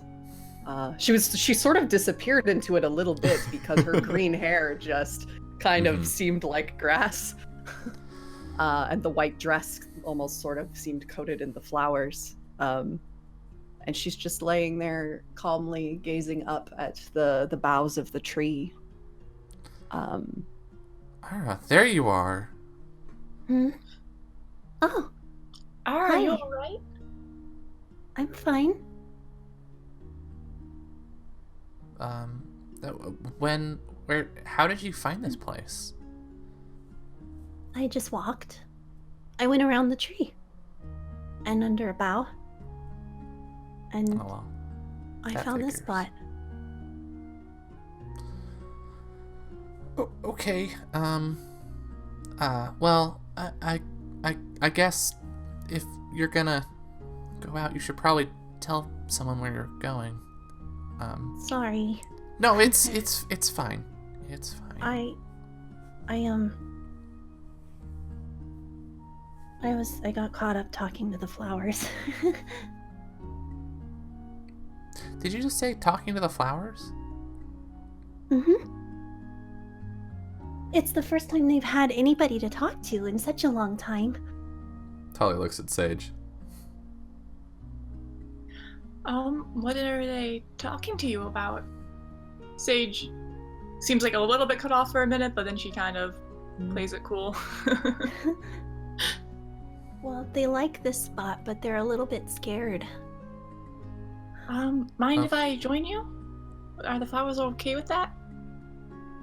Yeah, Okay. you can sit. Sage kind of adjusts her gear and lies down, staring up at the sky next to Tully just Hara. flumps down where she was standing and goes to like kneeling, basically. Yeah. And I think when you lie back and you look up into the boughs of the tree, you actually see all these ornaments that are clearly made with some sort of intention hanging above, forming kind of like a star pattern and a series of others around it. And everybody sort of, you briefly get a flash of a memory that sort of jolts you and is a little frightening. The clash of weaponry and cries of war, and a feeling of intense sadness. And then it goes dark, and then you open your eyes, and the clearing is around again, and there's a soft breeze. The flowers are flowers, neither of you can hear anything. And you feel Ara's small hands on both of your shoulders giving you a gentle shake. Are you okay? Yeah, of course. Did you see it too? I thought that was just my memories again. There was fighting a long time ago. This forest is the only thing that's left. What makes you That's- say that? The tree told me. The tree. Has the tree told you anything else? Does the tree know how big the forest is? It goes on really far, but The edges are starting to wither. She's trying to stay alive, but it's hard. Can we help her? Maybe. But we'll have to leave. Okay, I'll get my things and tell the others. Will you be guiding us there, Ara? Would you be alright with that? I don't think I should leave her. Yeah, that would be sad for her, wouldn't it? Well, you shouldn't stay here alone. I'm not alone. And she just sort of gestures to all the flowers. That's, And I think Thorn's head pops up from amidst the flowers. I wonder where he was. that's not what I mean. That's where you went to. I'll be okay. Are you sure you'll be fine? Mm-hmm. I'll be able to see you wherever you go. Sage kind of gives a quizzical look at that. Really? Mm-hmm. Come on, we should go home. Kathira and Galena are waiting. Okay, think yeah, you're Tali right. has They're already- worried about you too. Tali has I already don't started to walk back. And I think that's the hand. Oh. All right. Round 2 is where it all starts to Let's see. Yeah. Yeah. Oh, good. Are your memories coming back? Oh boy. Oh. And all right. So my cards that I got are: why did you settle here, of all places? Describe. Oh, what? Nope. There we go. I just clicked the side of an old card. Describe an God. area in your home used for recreation. What do you do there? Out late one night, you discover a place perfect for stargazing. Describe the location and talk about how you first found it. How are the stars different here? And you discover the remnants of an old object in the water near your home. Enough of it remains to be usable. Describe the object and tell the others what you think it was used for. I'm going to start with this. Describe an area in your home used for recreation. What do you do there? I think there is there's a section of the table, the large bench, the put stuff on the dining bench. The dining bench, yes. In our home, one end where we have carved stuff into it, carved shapes and areas and like quadrants, places to put things like cards, where we've set up like a little gaming space at the end of the table to play various games. And I think Tali kind of led this to an extent. She like carved a lot of the shapes in with her hatchet, and she has routinely been like, okay, who wants to play this game with me? I thought of a game to play. Let's play this.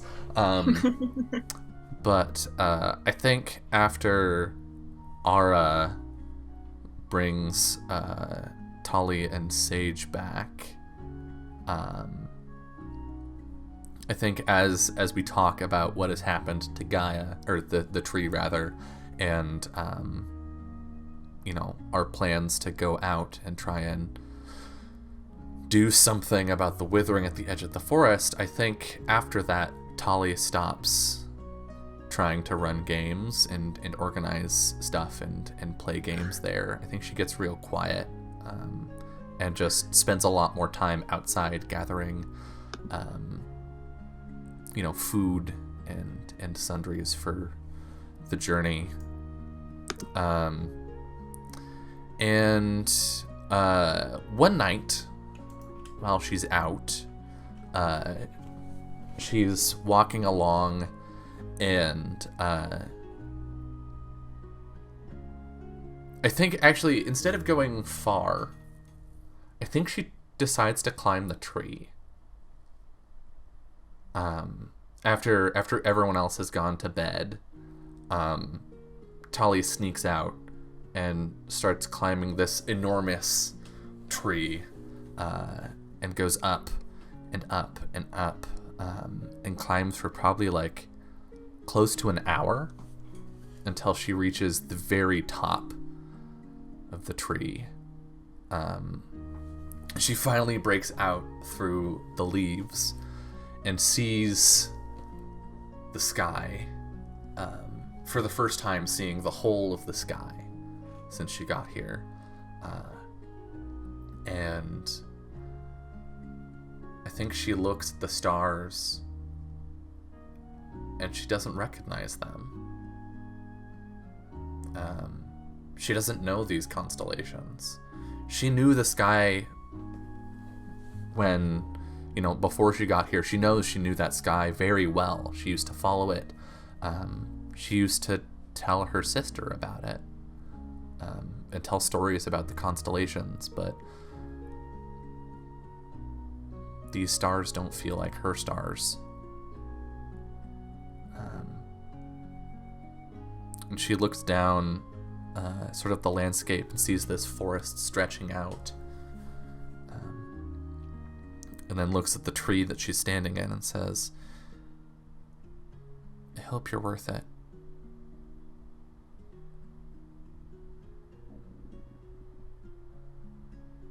And she climbs down. And on her way, I think this tree, there's a point where like some of the branches, these large thick branches, come together and sort of grow into each other, and they've gathered some water there, in like a small pool, and there's an object. What is this? There's enough of it to be usable, and it is old.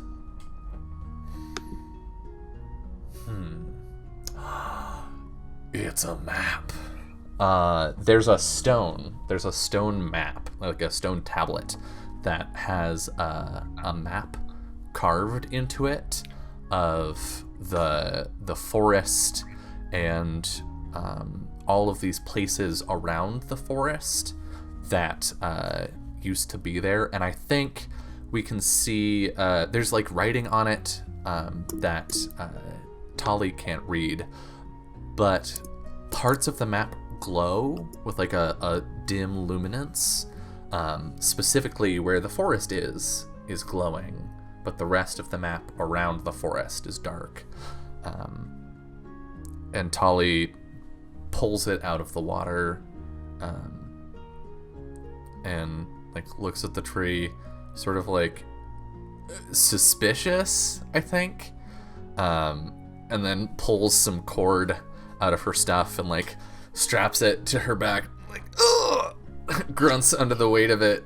Tali's not a particularly buff kiddo, and looks over the edge of the branch and, oh, this is probably a bad idea, and then climbs the rest of the way, carefully down the tree until she's maybe like 15 feet off the ground, and then she loses her footing, and there's a thud that all of you inside the house can hear as she lands on this stone tablet.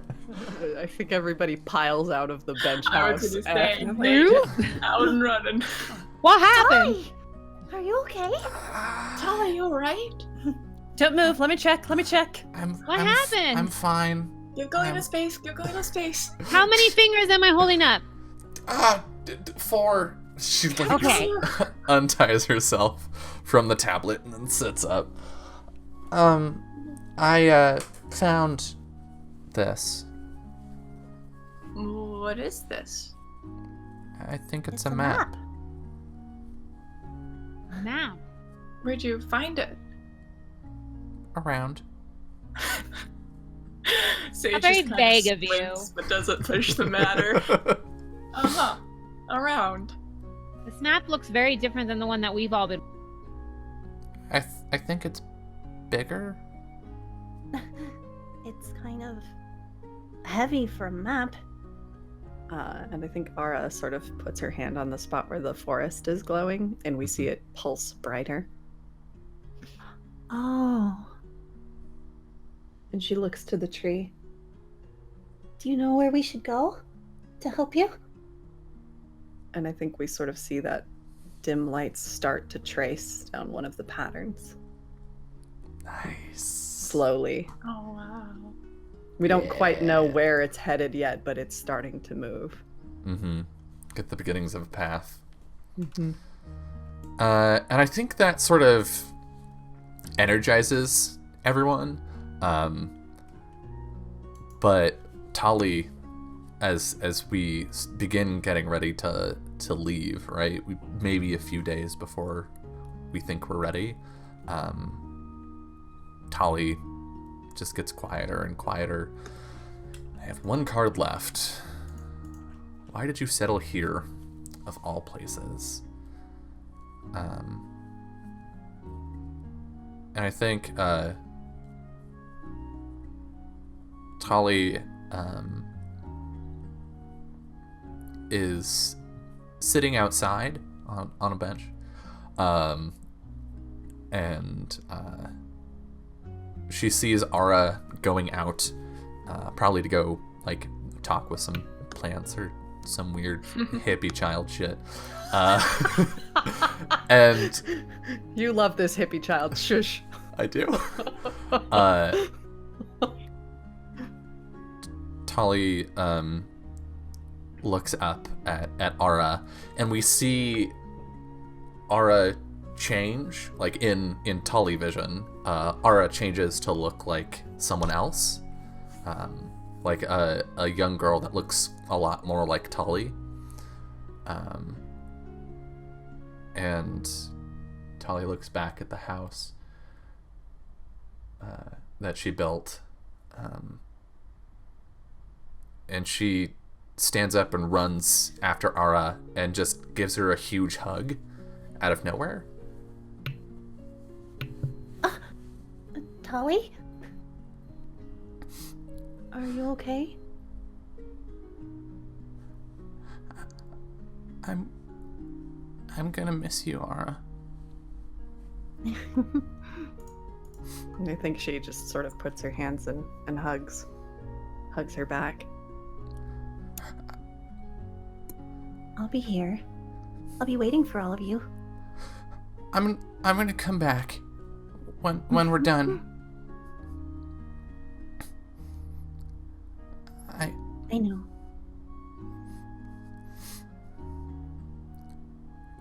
You And it's gonna be bigger than ever when you do.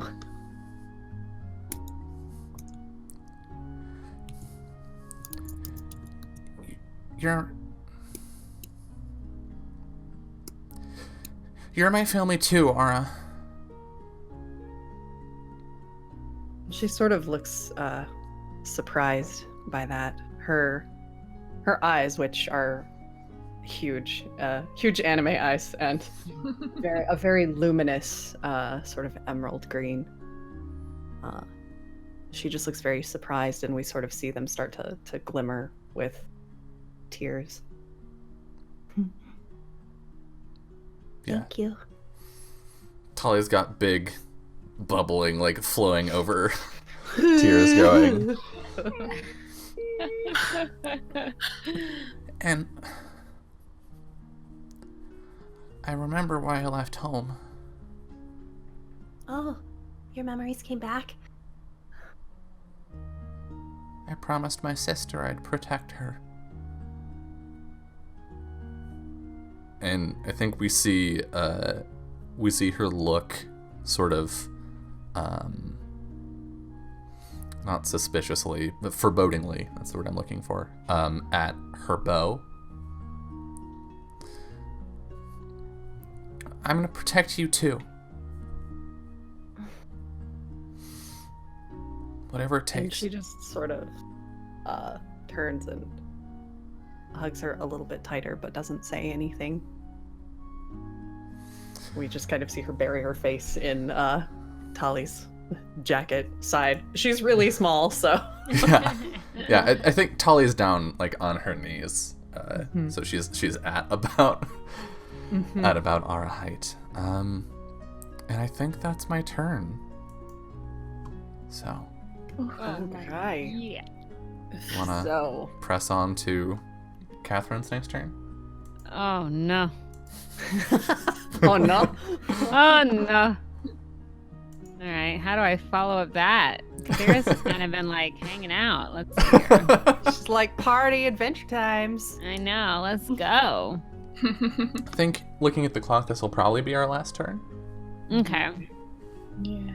I will do my best to not lead you astray. No promises. Okay, let's see Interesting. here. So what has Oh, this place shit. taken from you that you will never regain? Ooh, Ow. I already know. The ouchiest card. Your home. What sort of livestock have you acquired? How did you come by them, and what do you use them for? The land. You have a close call in a particularly dangerous local. What makes this place so perilous, and what happened? In the past, you'll discover the remnants of an old object in the water. Wait a minute. I think maybe grab another card. Yeah, let me grab another one just for the sake of mixing it up. Possibly I added a duplicate accidentally or something. No, 'cause it could just be the luck of the draw. You discover a set of ancient tools. What are they? Perfect. Do you know what they were used for? ancient bench making tools. No. Tools no form. So as you know, Kathira has been making peace with this idea that most of the group is going to journey onward and continue forward. She is doing a bit of last minute keeping stock of what they have back at home, and they through their journeys they acquired some sheep-like creatures, and they lived kind of in the back of the bench house, and they were mostly there for shearing and making clothes, keeping everyone warm, put blankets on the bench beds, and so on and so forth. They discovered them one night as they were starting to scout out that larger creature that they originally thought might have been lurking in the shadows. Come to find, it's just a flock of sheep and totally harmless in the end. But these sheep aren't like sheep that you and I know. These are carnivorous sheep, and they do enjoy eating meat, which the group caught on to rather quickly when one of the sheep tried to go after Thorn. So they usually were catching fish and other type animals for the sheep to eat. So Kathira is making sure that the sheep are all safely corralled, making sure that they are tended to before leaving them to the wild. She's a little concerned about Aura staying behind, obviously, with such ravenous were sheep, as it were. But she's confident that they'll be in good hands. They'll be in good hands.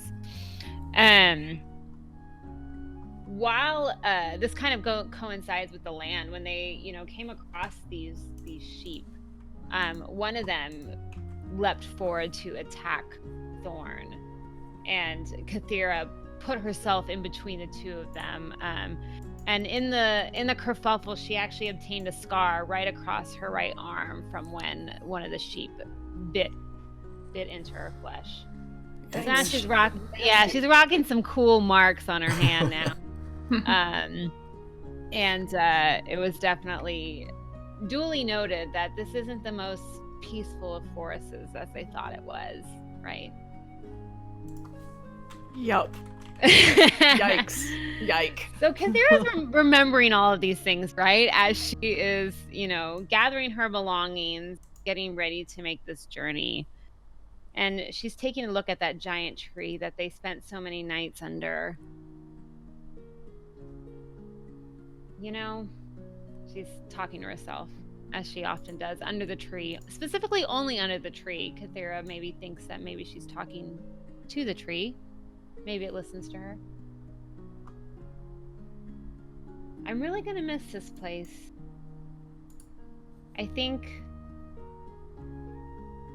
I never knew what peace and solitude was like until my time spent here, where nothing else really mattered. And I could just, I don't know, be me for once. As much as I'd like to fill in the blanks of what I've pieced together from my past, I fear losing what I have here.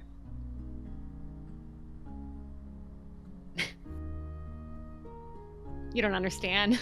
You're a tree. But I can't let go of my sense of duty. Thanks, tree. So she straps on her little bag and proceeds to catch up with the rest of the group. While she runs up to the rest of the group, all right, guys, do we have everything we need? I think so. I think so. I've checked. I've double checked. Well, I she slings guess- off. Go ahead.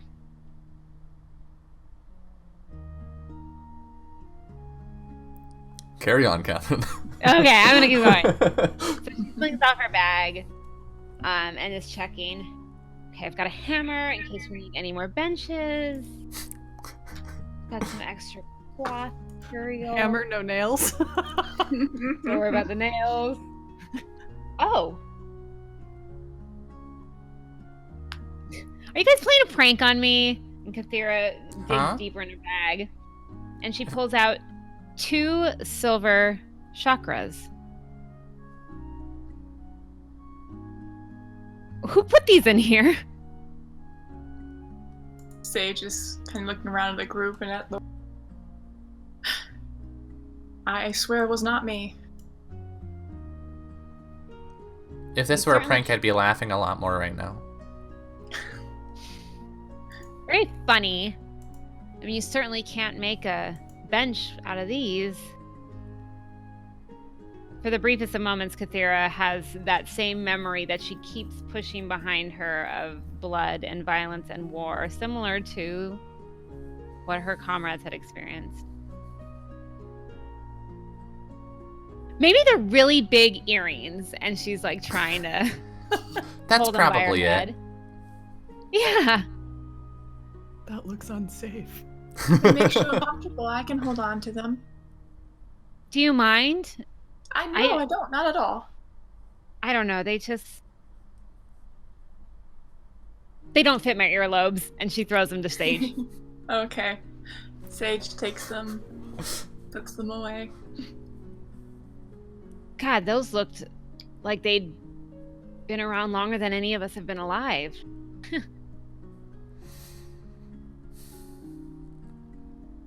Well, No matter. And she zips up her bag and sits it on her shoulder. Ara, are you sure you're gonna be okay? Mhm. Yeah. I have the wards. And she kind of points to the stones that are around, essentially the front yard of the bench house. We'll be all right. I'll stay here and wait for you. we'll be back in no Right. time. Follow the map. She says as she shoves Thorn Will do. over her head. Thorn's like, I'm going too. Kathira kind of leans down at Thorn because they haven't had the best of relationships of sorts, even though Kathira swears she's dealt with animals perhaps in a past life. In a weird way, I'm gonna miss you too, little lizard. And she reaches out to pat Thorn on the head. Yeah. And I think Thorn actually sort of makes a sad little chirping kind of noise and bumps his head under your hand. Or makes that noise. Mom! Thorn sounds suspiciously like a cat. The beautiful cat. You too, Thorn. Back at you.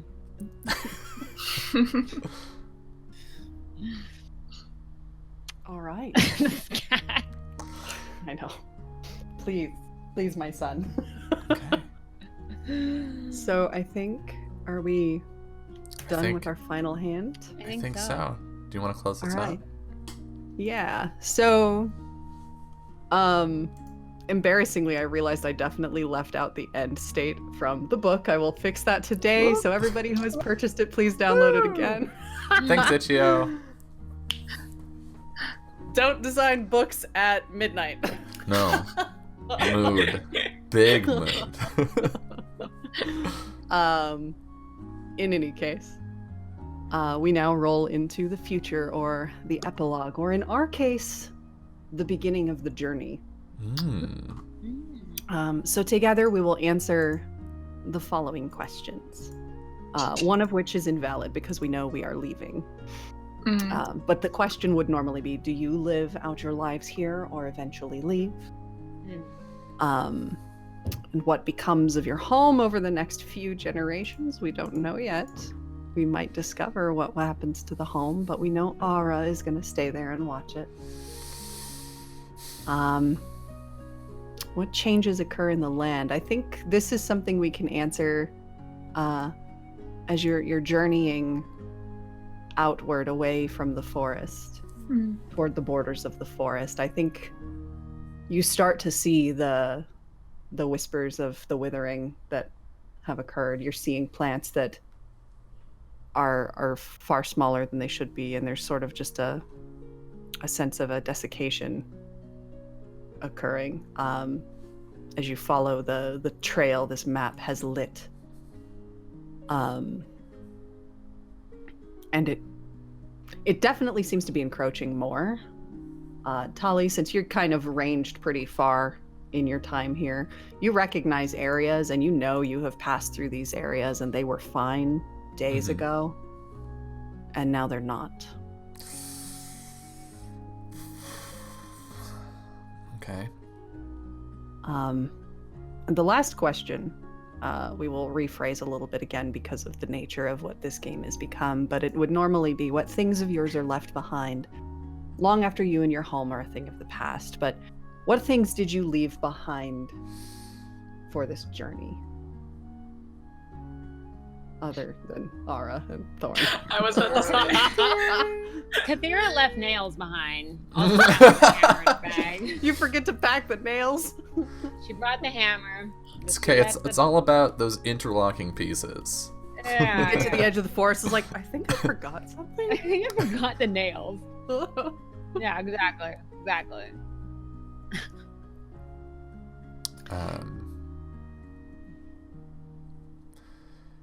Oh gosh. Did anyone leave anything behind intentionally? I did. I think that I left like a set of teas for Aura. But I also left, I'd taken that small book and I'd copied out some of the stories in my clearer, more adult handwriting. And I left them for Aura with a note that says, if you get lonely. Oh. And I think as part of our, exit, we as we see this group journeying through, we sort of cut back as Aura steps inside the room that you built, Galena, and finds these notes and the tea, and we just kind of get a small shot of her hands and see her smile a little bit and a little tear. I think Tali left a note on the map. I think they're sort of in the middle of the map. It says house or home or something like that. And Tolly wrote a little note there that says where my family lives.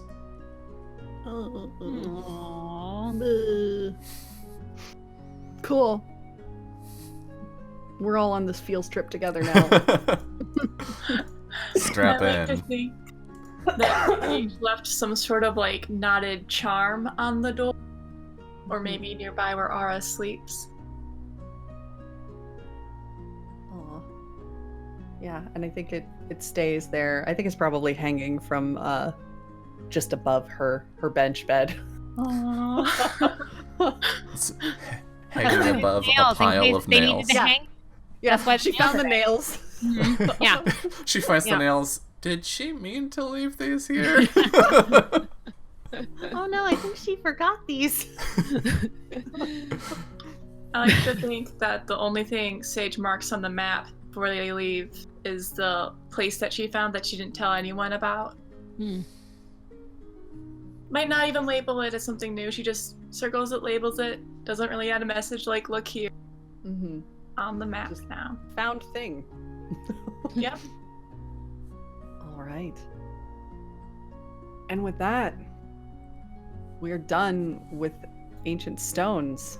And we'll move into Ryutama next time.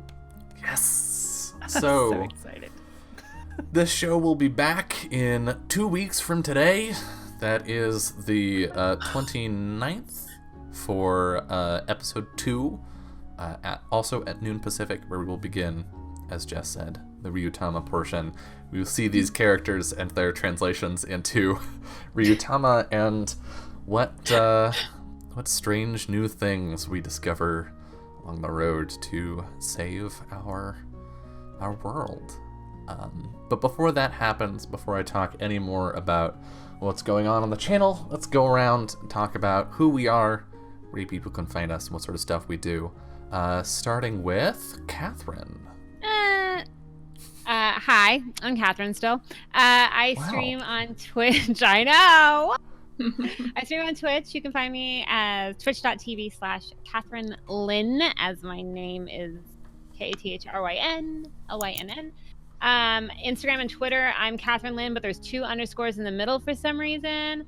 Someone took my names. I don't How know. rude. It's wild. It's wild. Let me So tell you. rude. But yeah, that's mostly where I hang. We stream every Mondays at 8 p.m. Pacific time, and then we try to throw in other things too. I am a super noob to all things tabletop RPGs, and I'm super excited that Anaris has invited me to learn the ropes with all of you guys. So thank you for having me. I really appreciate it. Awesome. Thank you for coming. This has been great. I love So good. y'all kicked ass tonight. Today. Thank you. What time is it? Nice. How does this work? It's 2:50 by our clock, Dylan. Ancient. It's the deep night. All right, Kirby. The deep in the dark of the night, Oh my god. evil will find you. Okay, cool. You're gonna that get this happened. claimed. You're gonna get content protection hitting this video. Stop it. Muted audio. Boom. Okay, I'm gonna get so I am Kirby. You can find me at Red Rambling on Twitter. I'm not really involved in much. I'm just kind of getting a feel for some of these things. Like, oh, this is something I can do. So I don't have anything lined up after this, but who knows? I might be back for next season of Fun Shots. Yeah. Awesome. Janaya. Hello, my name is Janaya, and I play good games with nice people. You can find me on Twitter to find out what I'm doing, because I never actually know when I do this stuff what it is that I'm going to be doing. I have stuff I can't talk about yet. It's making me nuts. But then also I can tell you that this Wednesday I should be on Encounter Roleplay for the Tales from the Loop show that Nomadic runs, playing my terrible trash child. And other than that, I don't know. So yeah, I'll be back here. Awesome. And our master of feels, bringer of the tears, Jess. I was not the only one, you know. You started it. You made the well. game. Well, That's true. I'm Jess. You can find me in many places on the internet now. Mostly Twitter and Twitch at Little Cup of Joe, but you can also find me now on Itch.io, where you can get this game at Little Cup of Joe on Itch.io. Go get it if you liked this. I'm also Max running a signing? giveaway on Twitter right now where you can play a tiny fragment of the game, and you might get a chance to win a free copy if you like that. So feel free. That's going to be running until like tomorrow evening. So you have some time. I'm also on Patreon, where I release content for the streams that I do on my channel.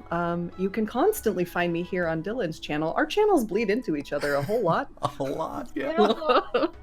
I play in Ryutama games on his channel. He's gonna play in a Ryutama game on my channel. Plays on Monster of the Week. We hang out a lot. It's great. Ugh.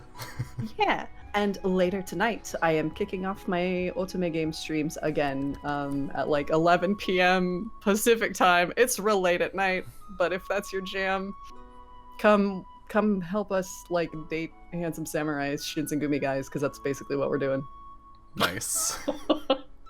Yes. Awesome. And I'm Dylan. You know where to find me. You're here. Find me at Anarsis on Twitch, Twitter, YouTube, Patreon, and Itch.io. All the places. Let's see, what's coming up? Nothing today, right? Yes, I'm still not used to this Saturday afternoon thing. But we will be doing lots of Saturday afternoons. A week from today, at noon, we will have the second episode of The Burning Shores of Agilia, which if you liked the warmth and wholesomeness and camaraderie of this game, but would like the complete opposite, come hang out while we play the Burning Wheel with our absolute dumpster fire of a party. It's a fucking riot. That will be in a week from today on the I can do math. I don't know. A week from today. Just add 7 days to today, and that's when that is. Then tomorrow we have the final episode of Legends of Mahoria, our Ryutama miniseries we've been running here on the channel. Shit's real fucked, y'all. It's gonna be a wild ride no matter what happens tomorrow. Jess will be on that, along with, of course, our usual cast of Summer, who is finally back, Jolie, and Lindy. It's yeah, there are broadly two ways it could go. We're all gonna die. That is one of them. Oh, no. So we'll I'm see. gonna die.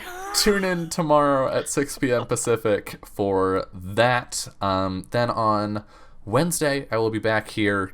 Jesus, Jess, you really are taking over my channel. I will be back here for the video game streams where I am playing Spellforce 3, which features the voice talent of one Jessica Osborne.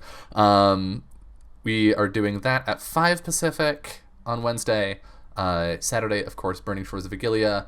And then on Sunday, which is the 26th, I think, is that 23rd? 23rd, yes. Jess will be back again at noon Pacific we're doing a makeup episode of a game that we missed, Fun Shots Mallrats, where we will be playing a game called Visigoths vs. Mallgoths by Lucian Khan. If you like goths, that's the game to play. If you like goth, if you like smoochy drama, if you like hanging out at the mall, that is what that game is, and engaging perhaps in medieval combat within said mall. Listen, the 90s kid in me is excited as hell because I remember hanging out at the mall. Yeah, and it is in fact set in the 90s. So if you like the sound of that, please come by on Sunday, the 23rd at noon Pacific. And that's what's coming up for now. I would like to say some thank yous before we go. Thank you, Catherine. What? I can say it to your face. Thank you for the bits tonight.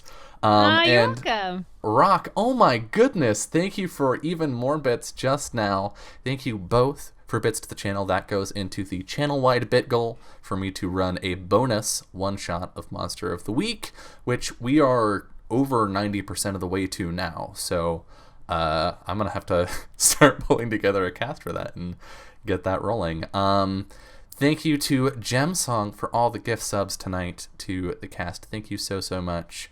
And thank you, Obsequious Emu, for the follow. Thank you all so much. Even if I did not just say your name, if you chatted, if you lurked, if you're watching this on YouTube, thank you so much.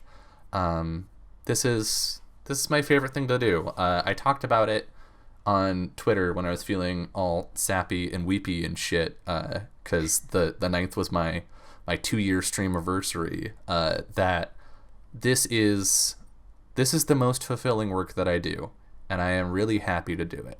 I appreciate that y'all are here enjoying the stuff that I do. I appreciate all the support that you give me to help make this keep happening. It makes a huge difference in the life of this big ol' nerd. So thank you so much. I hope you enjoyed this. But most importantly, have a wonderful rest of your day. Goodbye.